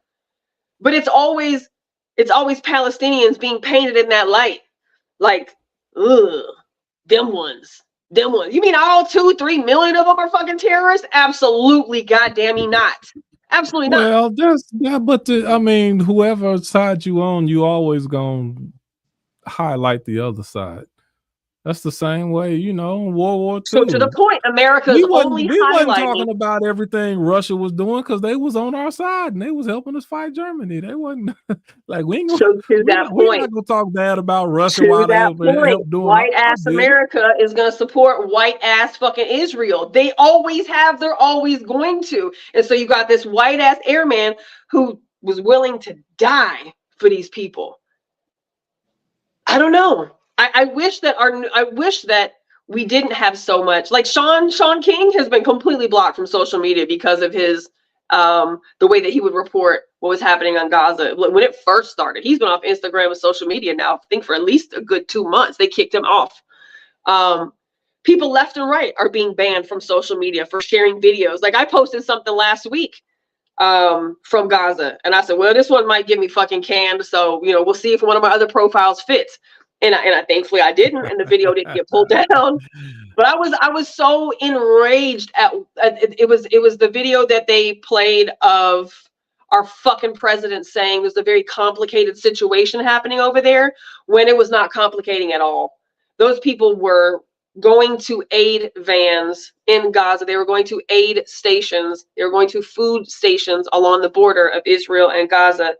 And those fucking Israeli whatever government, military, whoever they were, literally shot up, blew up, dropped bombs on all of the places that people were going for aid and for rescue. And then at the Israeli-Gaza border, Israeli-Palestine border, you've got Israelis who are blocking aid from going into the country of Gaza. So they're letting children die. You've seen all last week children starving to death. You know, they would show pictures of some of these kids when the bombs first hit versus they haven't eaten in weeks at this point.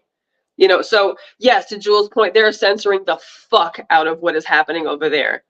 And just like this man setting himself on fire, that shit's been censored and swept under the rug. So it's unfortunate. I don't know. Is there a win-win situation? No, Can I say this, y'all? There's never a win situation in war. I agree. The reason why America is never going to tell the truth about this situation. I remember maybe a couple of months ago, I was reading one of those newspapers that they send out in New York, and I forgot how many billions of dollars of imports come from Israel. So that's just New York. Imagine how many billions of dollars in imports come to America from Israel. This is all about money. That's what this will forever be about. And so people can say it is about the fact that these are brown people. So they don't really give a fuck about brown people, black people. The closer you are to black, the less they give a fuck about you. The fact of the matter is it's about money. And so you have to follow the money and expose it.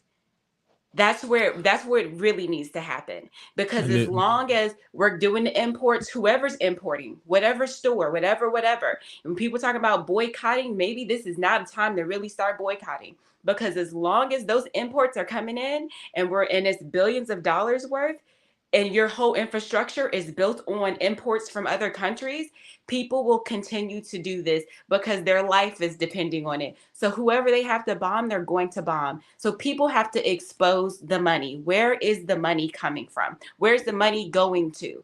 That's how you're going to figure out that. That's the only way, because people don't care about people's lives. Unfortunately, they don't care. We've seen it time and time again. They don't care. You can show we seen it during Black Lives Matter. You can see a man getting choked out and calling his mother. They don't care. People do not care. You have to hit them where it hurts. And unfortunately, human life is not valuable enough to cold-hearted people. It's not. So we have to but you find. can't do that because the communication is controlled by big money. So you can't even put that together to even be able to put together a mass boycott on any goods or products. It just is, like I said, they can shadow ban you, they can they can push your stuff so far down there that it won't see the light of day. Like, you can try to put out all the mass messages and text and all you want to, and they'll just push it down, or they'll block you or suspend you or do whatever they want to do. It's like you have to realize you're on a platform that's controlled by them. It says here, I'm Hey, reading Denise. something. It says Israel exported 17 billion to the United States in 2021. That's a lot. The main I products do. exported to the United States are diamonds, package, I don't know what that means. Medicaments. I don't know what that means. And medical instruments. Sure. $950 million worth of medical instruments. Dang. Sounds like a lie. Sounds like some guns. Yeah, that's a whole lot for some instruments. Yeah, sounds like some guns. So I just posted something on Facebook. I posted something on the Freethinkers page, I believe yesterday. I had it on my story too, so I'll have to go look. I was trying to look and see if it's on my Instagram right now. But it was a guy, unfortunately, who was also trying to sell some books that he wrote. So I was like, just look past that part, obviously. And the meat of what he was talking about was how every source of information we have today is ran through the hands of a certain group of people. There was originally 3 families, and there's 6 companies, but then they brought in all the subsidiaries of all these organizations, and they're all owned by the same people. So it doesn't matter where we really go to get our information from. You have to dig really hard to find a free source information that is not run through. And I mean, and the common denominator is they're all Jews, and I'm not a fucking Jew hater person. Shoot, Nikki. That's not what's happening. Don't say the word, Nikki. Goodness gracious. The truth is the truth. If all of our information is being controlled through the filter of a certain group of people, it could be another group of people. It just happens to be them. You can't say that there's not an agenda behind this. It's been real, y'all. I said this is our last show of Free Thinkers. It's been real. Hey, man, don't even speak that into existence. Whatever. I think Denise. Mm-hmm. Can you hear me? Yeah. Well, I wanted to say something, but go ahead. No, go ahead. You know how you said in the beginning of this segment of the post that the man that burned himself alive would have done something more alive than he is dead. Yes. So we were speaking about a moment ago that those upper echelon folks don't give a damn about those if we die, or those who are serving die, or whatever the case may be, simply because of this. And I'll just throw this in there, is that we are more profitable dead than we are alive. So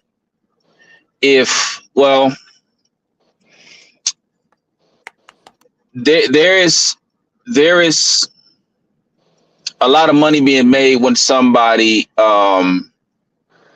dies. Like, you know, there's profit being made when somebody um you know, passes on. And I don't know how why that is, but you know, that's just what it is. So, you know, and when a person dies, it's, you know, they or generate this X amount of dollars.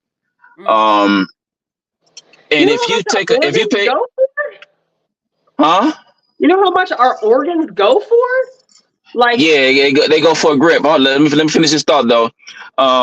So um if you pay attention to what's going on, and I would say, like, you know, biological weapon or weapons of mass destruction, that a lot of deaths are occurring, a lot. So if you're paying attention to what's going on, they're trying to decrease the population. They're trying to get the population, and I'm talking about the world population, to a certain number. Now, you know, that's another mystery as far as why that is. But the point is, and if you guys ever seen this, if you guys check out this movie called The Burial by The Burial, starring Jamie Foxx and Tommy Lee Jones. It goes mm, into, you know, it goes into how death is, you know, very profitable. It's profitable. So the point is that when a person dies, they're looking, or they're trying to basically decrease the population because there's money being made on the death of somebody else. And you know, Nikki, you just mentioned about the organs, and if you go into the whole, you know, demographic of, you know, getting the casket, a burial site, and all of that Mm-hmm. ties into money. But Mm-hmm. when you get into the details of it, you're more profitable to them dead than you are alive.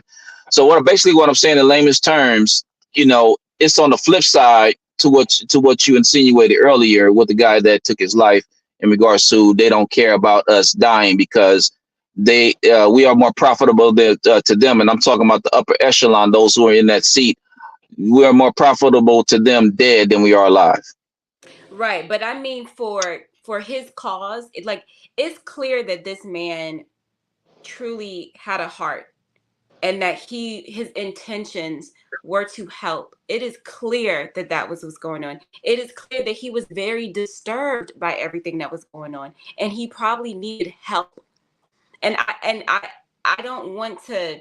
It almost feels like we are romanticizing his suicide, and it's like, for him to, I come from a military family. I know war vets. I know prisoners of war. Like, I know most people who are in the military, at least Black folks, we just can't afford a regular life. But you're in the military, you get insurance for you and your family.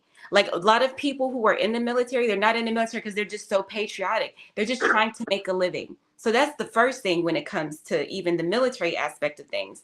And they are not, absolutely 1,000%, they don't get the mental health care that they deserve.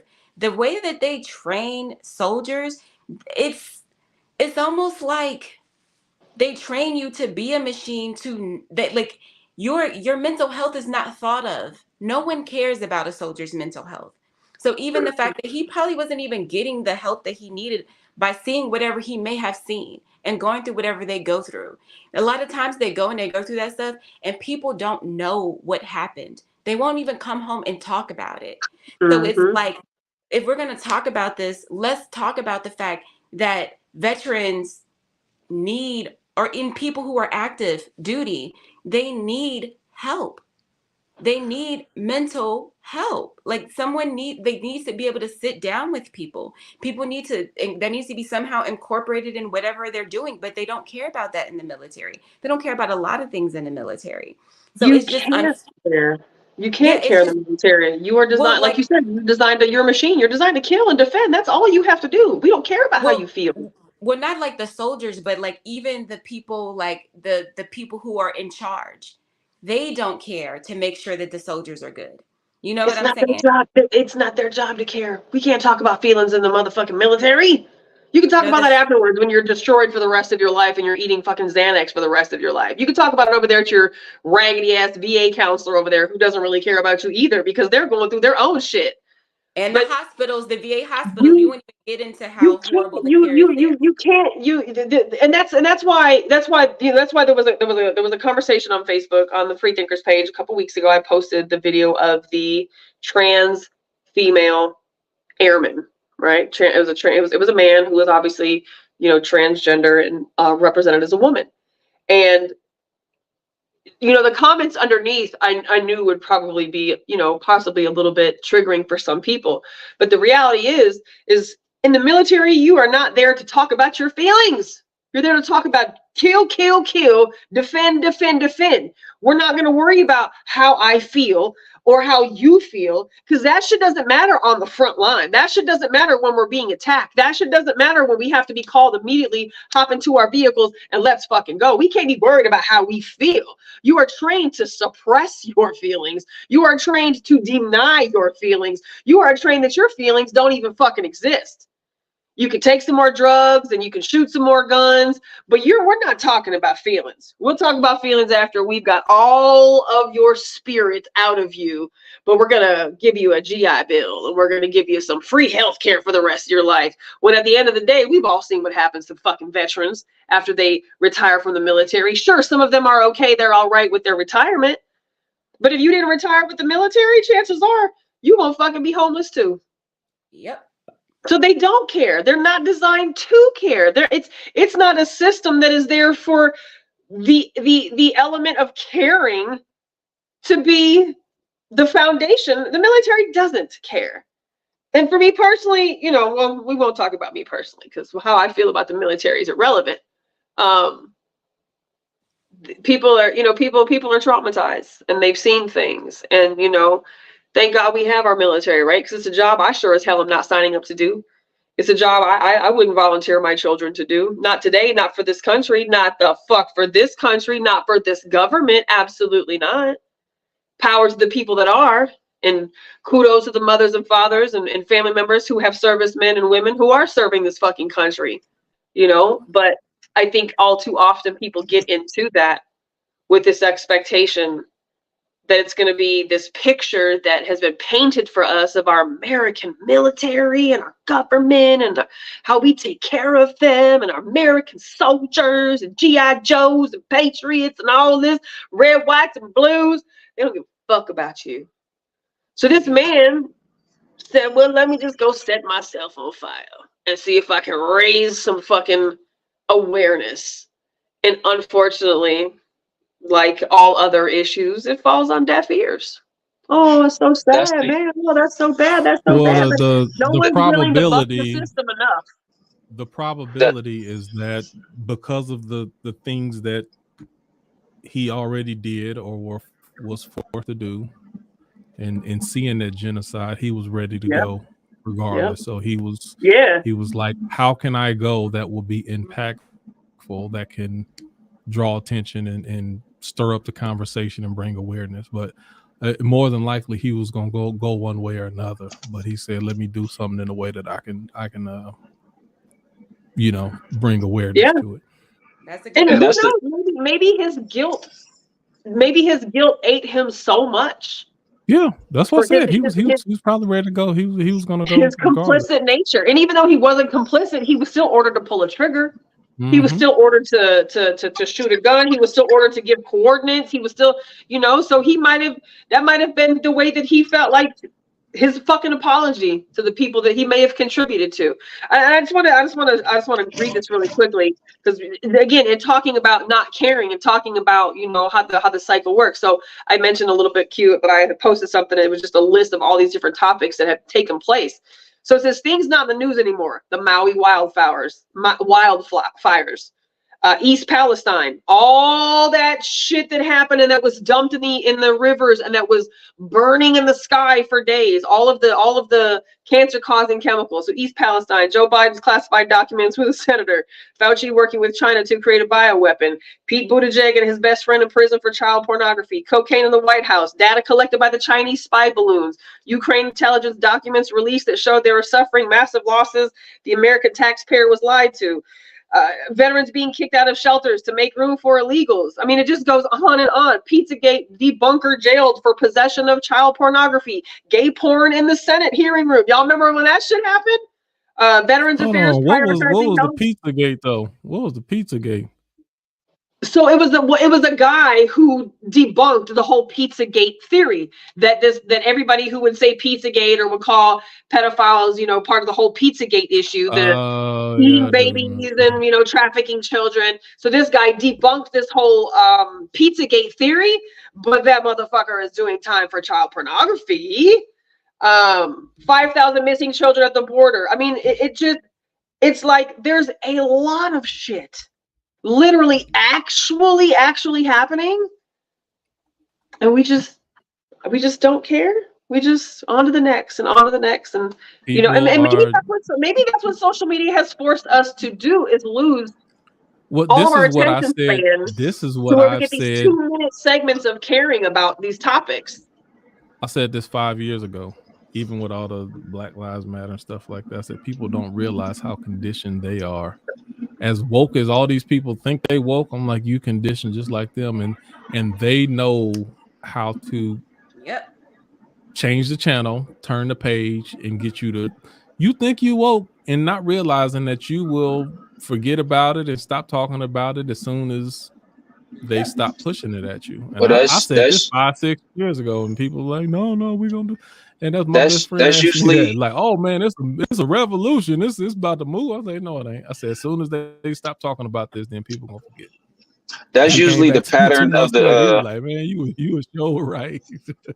that's usually the pattern of the media. Is whatever's trending, they push it, and then once the next thing comes in, they push that, and the other thing is just forgotten about and swept under the rug. I mean, that's just the pattern of the media. But to those who are privy to the tactics that the media uses as far as like pushing those trendy things and, see what's going on behind closed doors, those are the ones that are paying close attention to the details. But it's always those are the conspiracy theories. It's always going to be in the minority. But people got to take those type of things into considerations, though. Whenever, but I wanted to go ahead.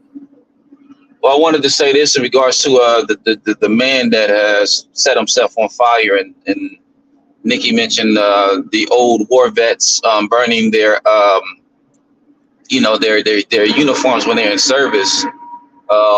Is that we don't know the psychological effect that what they've experienced over there has on them, as far as behind closed doors, as far as what they deal with on an internal basis. So for somebody, to make that kind of decision, the way that man did, and I haven't heard of the story until it was brought up, like I think last week when you guys made like a little small announcement about it. Because I don't watch the news that much, because I don't have TV. Usually I'll find out something through social media, Facebook. But for somebody to actually like go through with that, my thing is like, what was going on in his mind before he actually stepped out and made that type of like life-changing decision? Because there's no coming back from that once he did what he did. And then you have these war vets that are burning their uniform. Okay, so why are they burning their uniform, that they serve proudly in? Like, what's going on through their mind now? Because to others, that may look like they dishonoring the country that they pledged to serve. But to them, excuse me, to them it's something else, because that's something that they're dealing with on the inside that the public eye doesn't know. So it goes all the way back to the PTSD thing, and the psychological damage that serving in the military has done to these people, that when they get out, they don't receive those type of resources, and they end up worse when they came out 10 times without receiving the help that they were expecting to get from the military that they spend time serving. I'll yield with that. That is nothing but facts, Huguenon, because I have seen it myself. My dad was in the military. My mom was in the military. My brother's currently in the military. My cousin was in the military. Like, I'm telling you, I come from a military family, and I used to work at the VA. My mom still works at the VA. And the things that happen and how the medical treatment that they do not get that they deserve. My mom has had to go outside of the VA to get the proper medical health. Like, we have to. Yeah, it's my dad would have died if we didn't get him a real doctor. Yeah, it's disgusting how they treat veterans. Would have died sooner. Yeah. It's disgusting how they treat veterans. It's disgusting how they treat them. It's disgusting how they treat people in the military. And so, you know, even though I was hard on him, again, like, he probably just needed some help. He needed some help. And I hope that when we talk about this situation, we really talk about this situation, which then means we ain't talking about Palestine. And a lot of times, like, it's so many things that the United States needs to get in order, and that we need to fix. A lot of times, these veterans go out here, the people in the military, they go on these missions. They don't even know what they're about to go do. They have no idea. They're gone. They don't know what they're going. They sometimes don't even know where they're going. Literally. Yeah, they just have an order and they go do it, and they cannot go against that order. And you don't have an option to say, I don't believe in this. This is against my religion. This is against my beliefs. This is against my whatever. Nope, you have an order. You got to go do it. You sign off on that paper, they own you until your contract is up.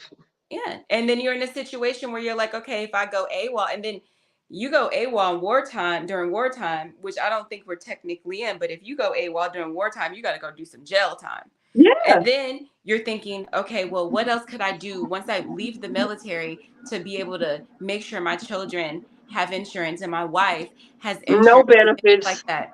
Yeah, so it's this whole thing, this whole entire thing from top to bottom is built on capitalism and how capitalism enslaves all of us. That's what it does.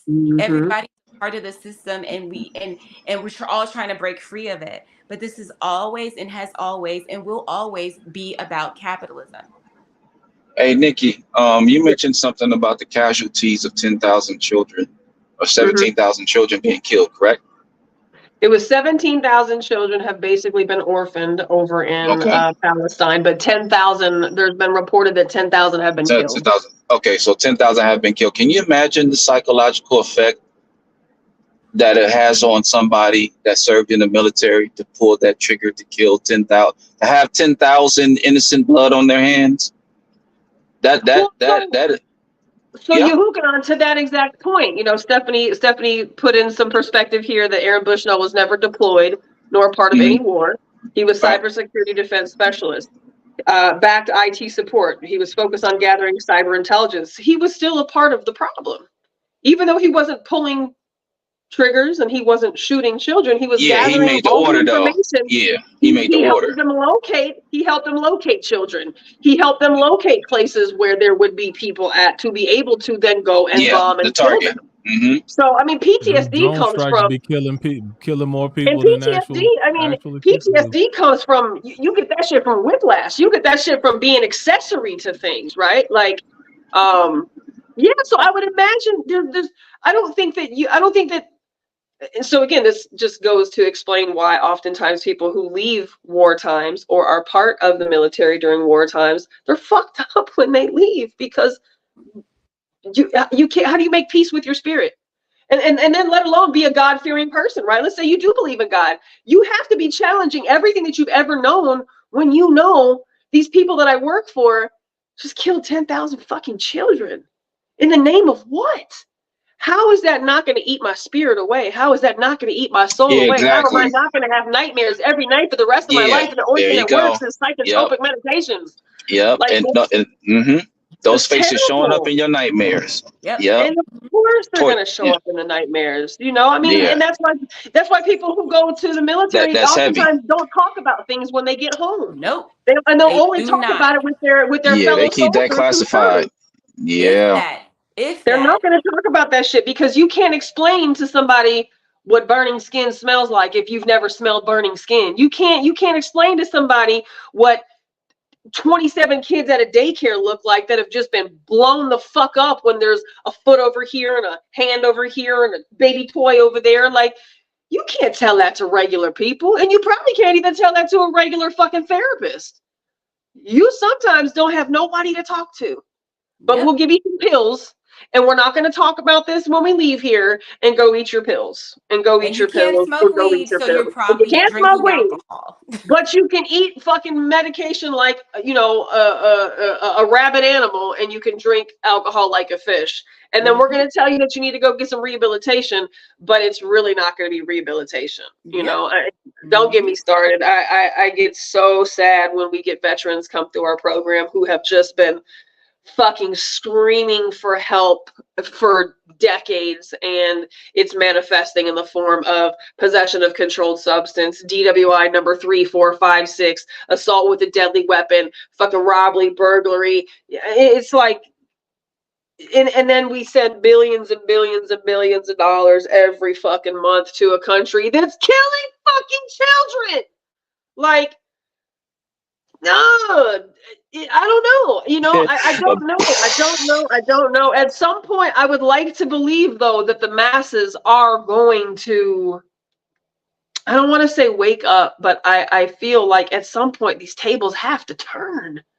They gotta fucking turn, man. We can't keep wiping out people like we've been doing and think that that shit's not gonna come back on us. And maybe that's what's gonna fucking happen by all these borders being open and all of these people coming in who don't fucking like us, who we have gone and dropped bombs on their home countries and their grandparents and their great grandparents. And you know, they say that I was reading some shit yesterday, and they said we are in trouble.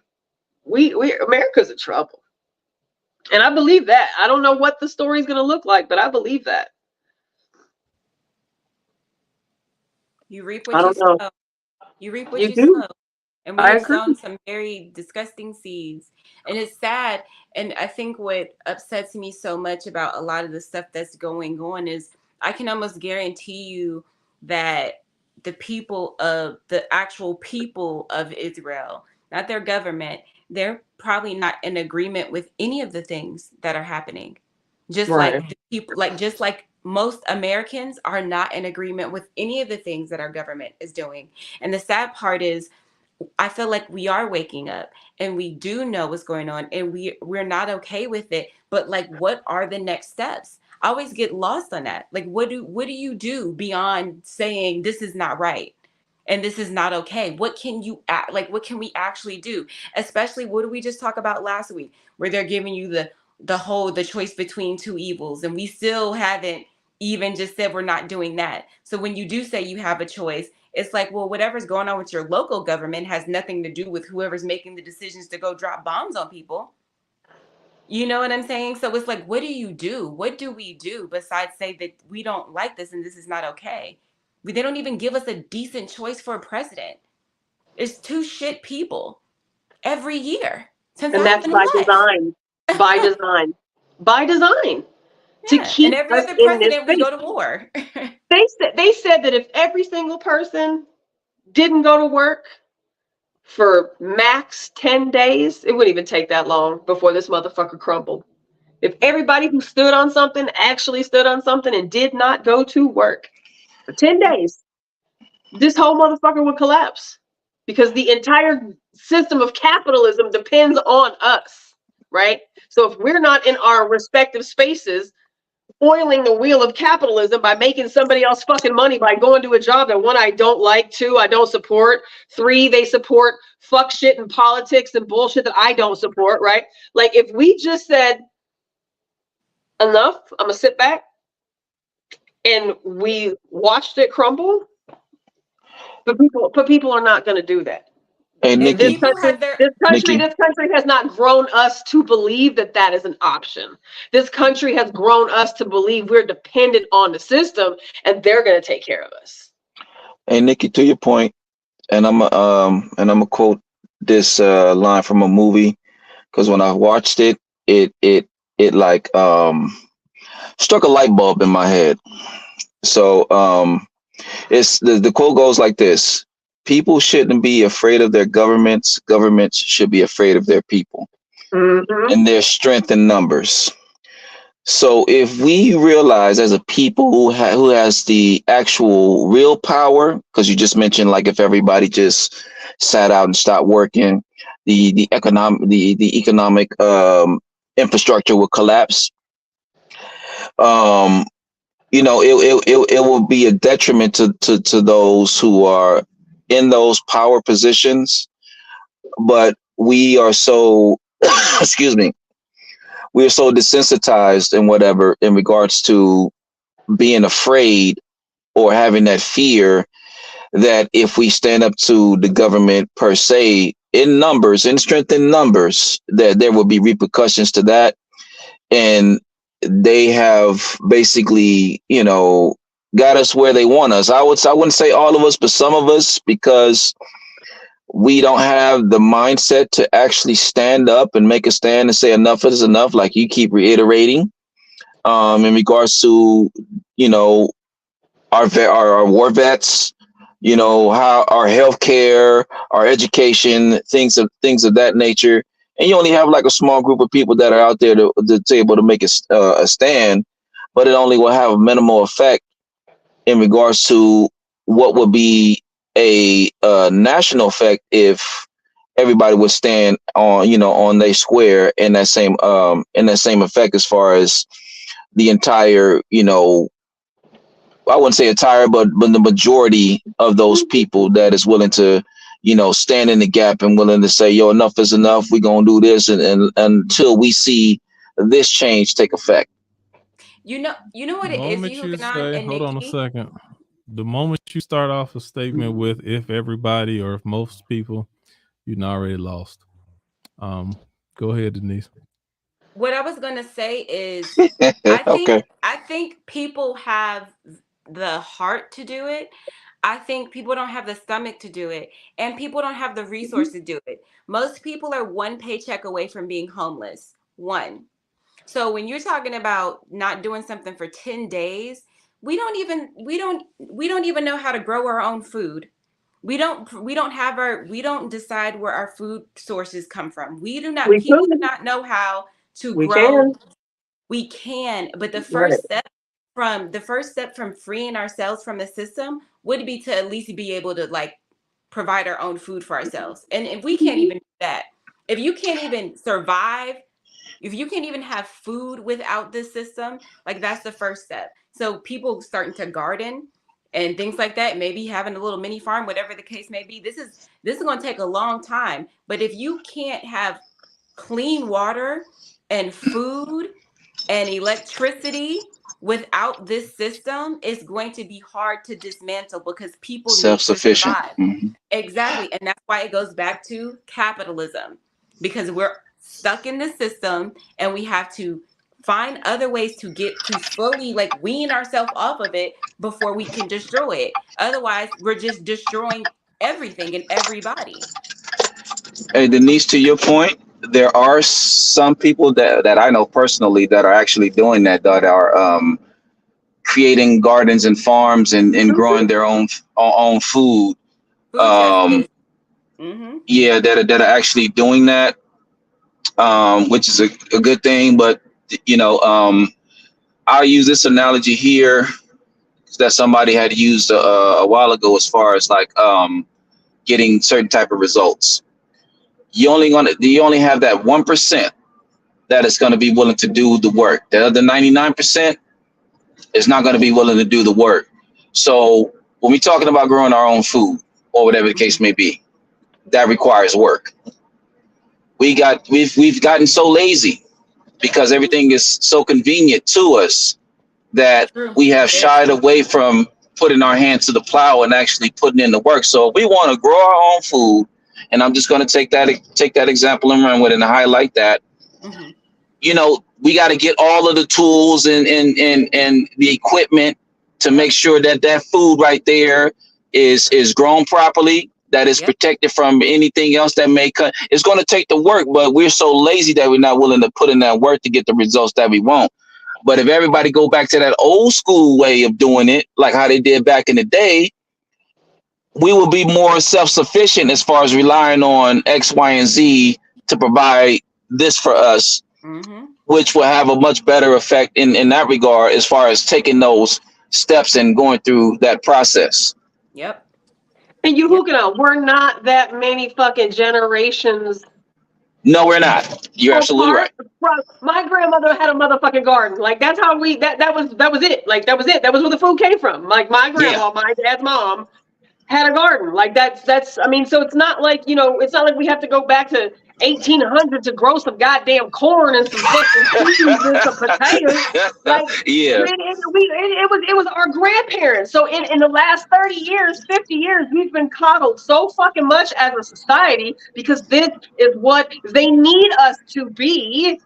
They gotta keep our grandparents asleep because our grandparents who fought their motherfucking wars will be about that shit today. They've been around long enough to see just how much the government has shafted them after Vietnam and shafted them after Gulf War. It shafted them after what other fucking wars we've had here that they played a role in. They see that this country that they fought for, this country that they gave everything to and that they love, does not love us. So they coddle us. They make everything convenience. You've got people who won't do any shopping unless it's online. You won't even go to a fucking store. So you're giving Bezos all of your fucking money, and then you complain about Amazon and the shit and the fuckery that they do. But it's like you are literally a part of the system, and it's really not that hard to break the cycle. It isn't. You just got to be willing to put in that work to the system. It's not hard to break that cycle.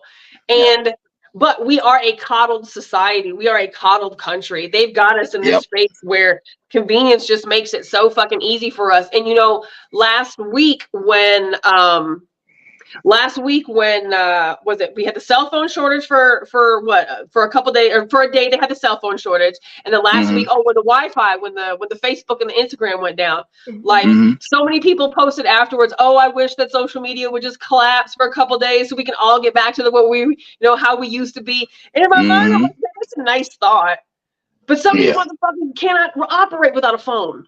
Some people can't operate without an internet. Some people don't even know how to find information without a phone in their hand. Like when I talk about only the strong will survive, I am serious than a motherfucker. Only the strong will survive. And most people that we know are not going to make it.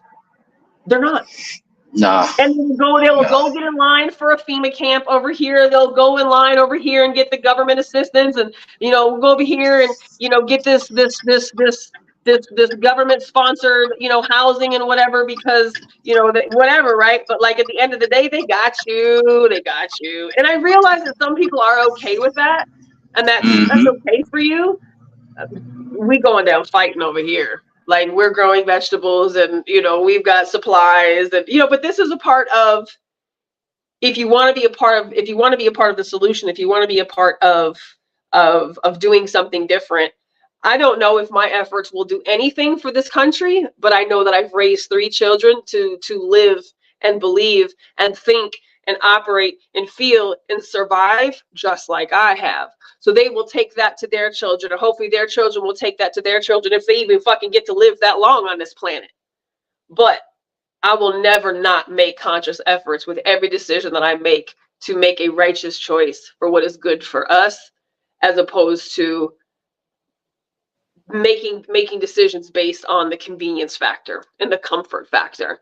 Like I think I've just gotten so comfortable with being uncomfortable because of the lifestyle that I live that I'm okay with it. And it's not that hard. It's literally not that hard to start a container garden and start growing some tomatoes. Every single person with a patio could grow tomatoes. There's so much information out there it kind of goes back to the conversation we had last week about not being prepared. How many people during the 2021 freeze were like, oh man, I'm going to get me a generator and I'm going to get this and I'm going to get that. And ain't nobody done shit. But you can go out every weekend and drink. You can buy weed all the time. You can spend money on Amazon. Like, you got money to go do what you want to go do. But when it comes down to it, if the shit hit the fan today, most folks that we know not going to make it. They're just not. Yeah. They're just not. They're just not. And those of us that at least think we know that we're going to make it, or at least have prepared to try to be able to last for a little while, we're not going to be around here for you to fucking come knock on the door and see if you can come stay with us. Absolutely not. Absolutely not. Absolutely not. So start preparing your family.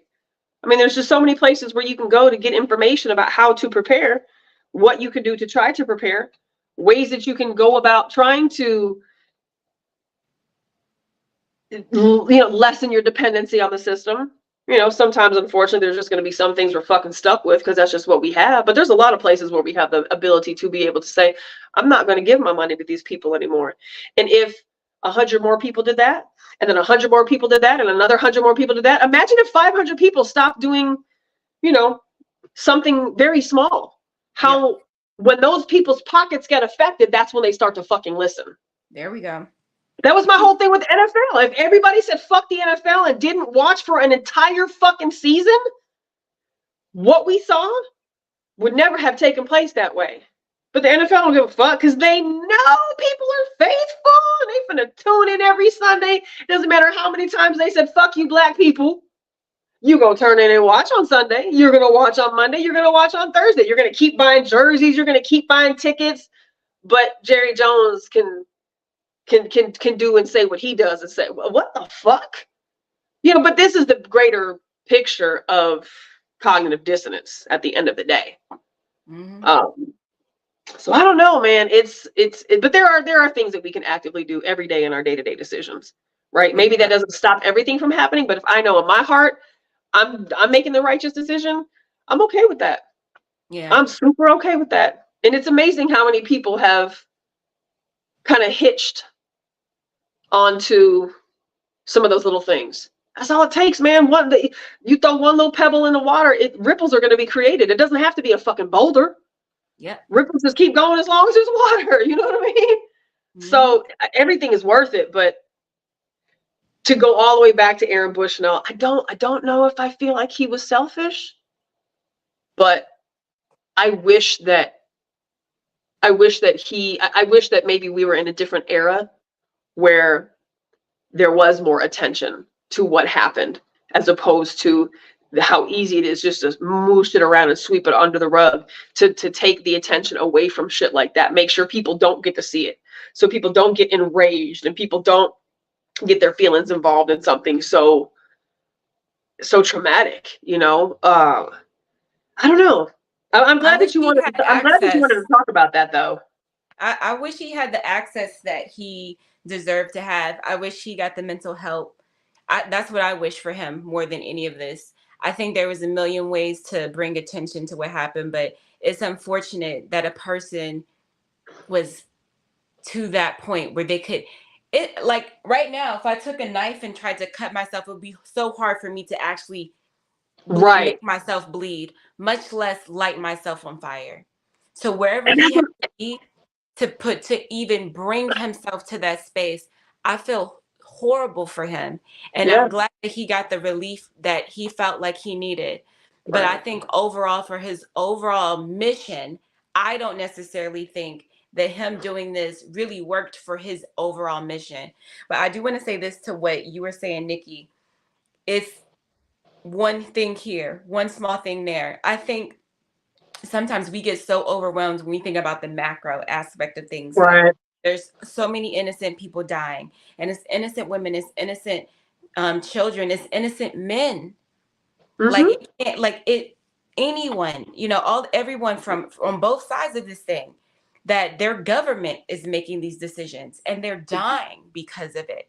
Like, I don't want to lose sight of that. Like, sometimes, everybody's really focused on, yes, free Palestine, but also there are so many people that are dying that have nothing to do with this. Yeah. They have no choice in the matter at all. And so it's like, I want us to make sure we're maintaining like our humanity. And I think it's important for us, like, if you need to take a step back from this, because everybody does not have the mental bandwidth to watch Mm-hmm. children die every day. Mm-hmm. Everyone does Mm-hmm. not have the Mm-hmm. mental bandwidth to watch a man set himself on fire and scream out until his dying last moment. Everybody does not have the mental bandwidth for that. And I can only imagine when they do go back and they look back on how much trauma was created on the internet from all the death that we have been forced to watch. Mm-hmm. It is not good for you.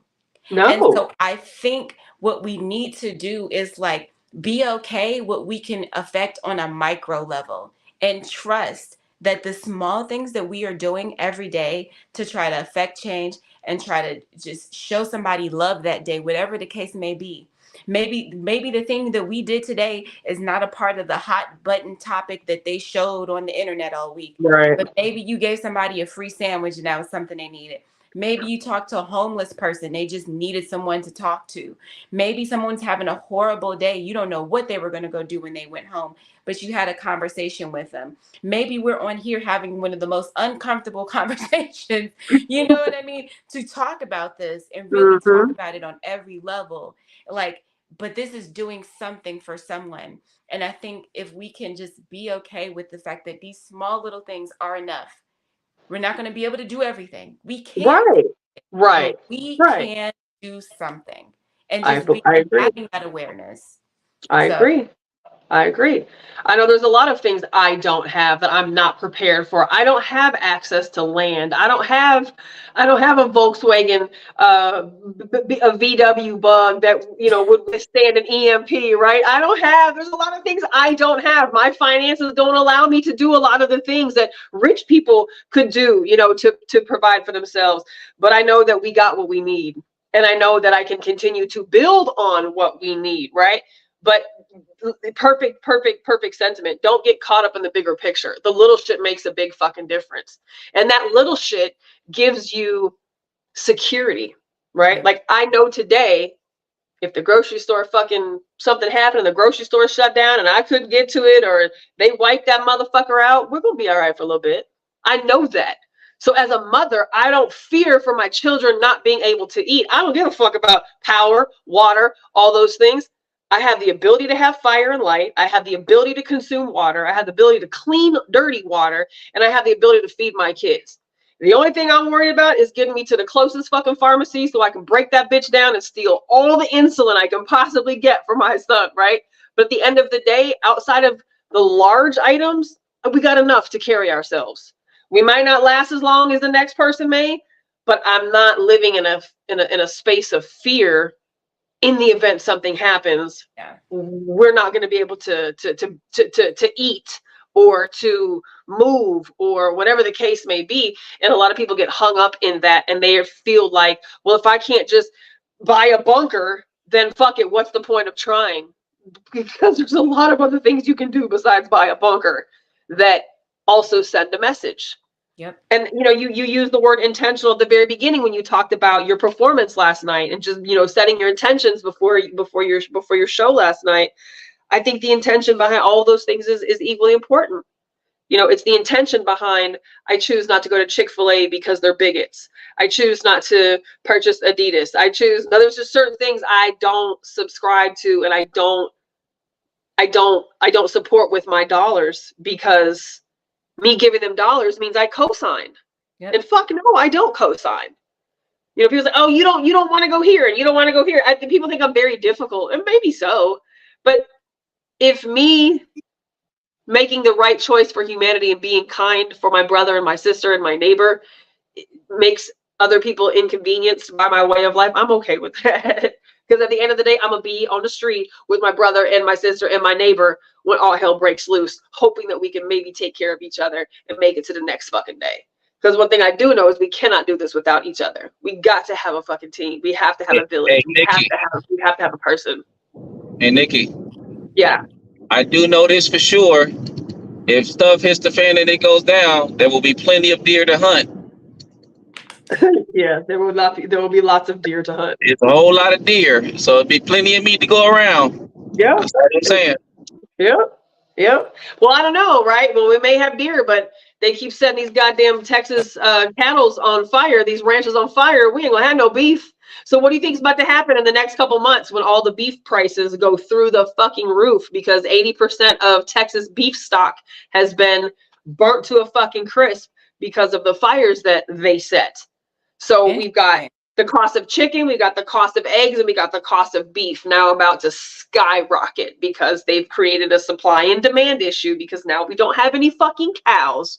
It's like, how many times do we have to watch it cycle in our lifetimes before, again, and you can make the conscious efforts to not do anything different, and that's okay.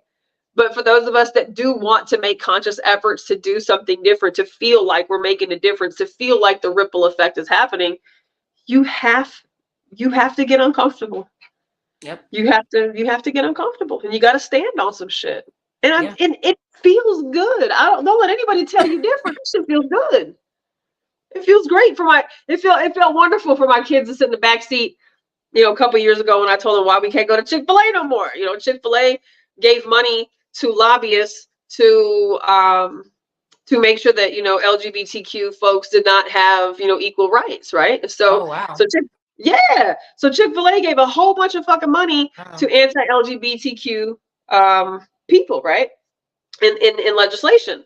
And so I'm like, how are you going to say that gay people can't have or shouldn't have equal rights, but you hire gay people and you serve gay people, so you'll take gay people's money, but you don't think that gay people should be able to get married or adopt children or have the same rights as heterosexual couples?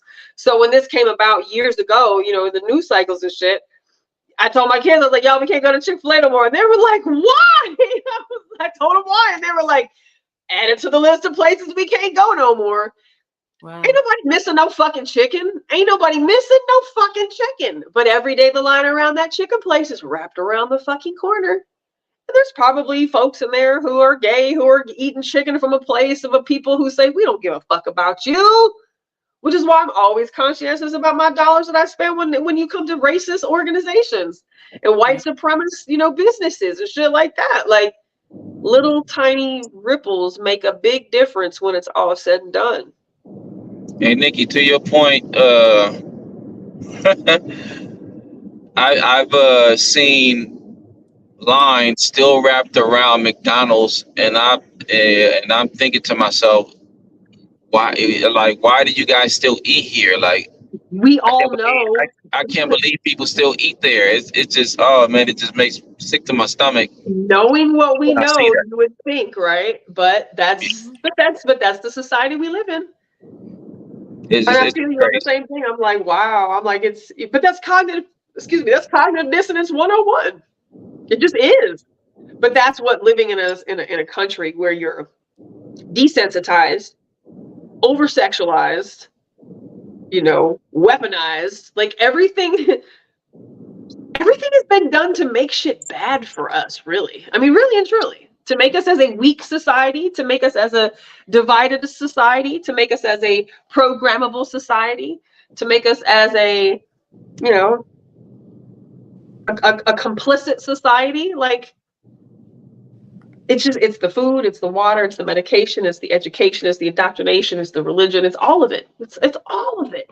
And it's hard to buck the system, but man, once you start, that shit just feels great. Yeah. Sometimes it doesn't feel great. Man, true. Sometimes it's inconvenient, but that's okay too. But when you're making a good, righteous move because of humanity, and oftentimes it doesn't even relate to you directly. It's having somebody else's back and making the right decision for them.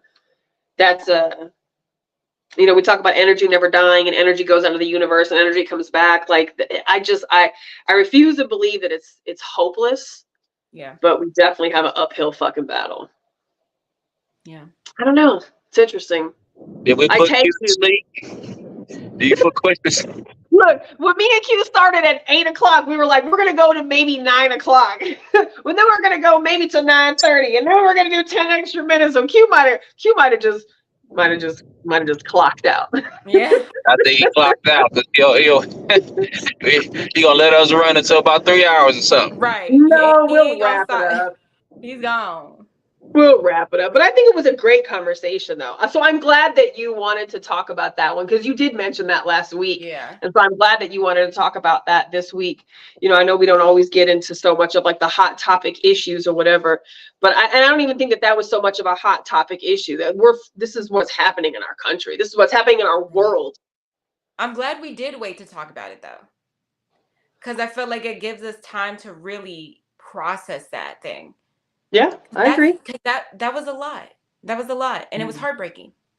Yeah. So I think we did need the time to just process it and not just be one of those things where while it was at its peak conversation, Emotionally, yeah. I think even just for the sake of honoring his life, giving it time to really talk about it. Yeah. So. Yeah. Y'all got any last words? Any last final thoughts? Yeah, man, check on you. Look, I feel like you check on your people. Yes. Yep. Check on your people. Check on your people. them. Yeah. And if you got something going on, try your best. I know that we have not all been equipped with knowing how to be aware of what's going on with us. Because when I went to therapy, I realized there was so much going on with me that I just simply wasn't aware of. But if you feel any kind of thing, please try to reach out to somebody. Just don't think that things are hopeless. Try to reach out to somebody. Yeah. You hooking on? You got any last words? Yeah, learn to be self-sufficient. If you have not started the process already, do your homework and your research. Make your preparations and plans for yourself and your family, because everybody talks about when it hits the fan. So we got to be ready when that happens. However it may come, we already got a taste of that 2 years ago, and I think people were looking for that this year. As far as the cold front that hit, that nearly knocked out the entire grid of the state of Texas. Yeah. So we got to prepare for the worst and expect the unexpected. So if you're tired of eating those processed food or whatever, live off the grid, get you a farm or whatever with some chickens, some goats or whatever. Grow your own food, because you know if it, where it comes from and if it's being processed or not. And just learn to become self-sufficient. Stop being lazy and put in the work. Yeah. Q, you came back to us. We thought you signed out early on us. Yeah, I took a shower.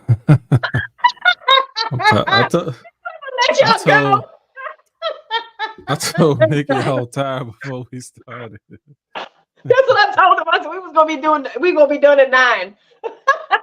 Wrong. Well, you think you got some last words for us, Q? Thank everybody for coming, participating, commenting, all that good stuff. The world is a messed up place. In the midst of you doing what you can, create. Heaven starts internally. So create your heaven for yourself at all times. Starts inside of you. It starts with your family. It starts with your friends and those people around you. Don't let go of that. And after you create your heaven, then reach out when you can and help others in the process. Ooh. That's it. Yeah. All right. I close with very simple. Just be kind, but take no shit. That's it. Be kind, take no shit. It was a great conversation. I appreciate you for bringing that up, Denise. And thanks, Q, for letting us go. Thanks for taking a shower and letting us keep going and not kicking us off. And thank you for everybody who commented in the comment section. We had a lot of great feedback. We could pick a post for weeks and weeks on end. Right. There is a lot of material on the Facebook page. So if you want to see some of the videos we talked about or just the certain things that we've been pulling up from the page, go to the Facebook Free Thinkers Group page and just scroll that sucker and just, engage with us over there. We do have a lot of topics that we want to address the next couple weeks coming up. So we got plenty of dialect and dialogue to go. So Join us next Tuesday. Share the page. We appreciate the support. If you have any topic suggestions, please let us know. Also, don't forget the last Tuesday of the month, we're going to be meeting in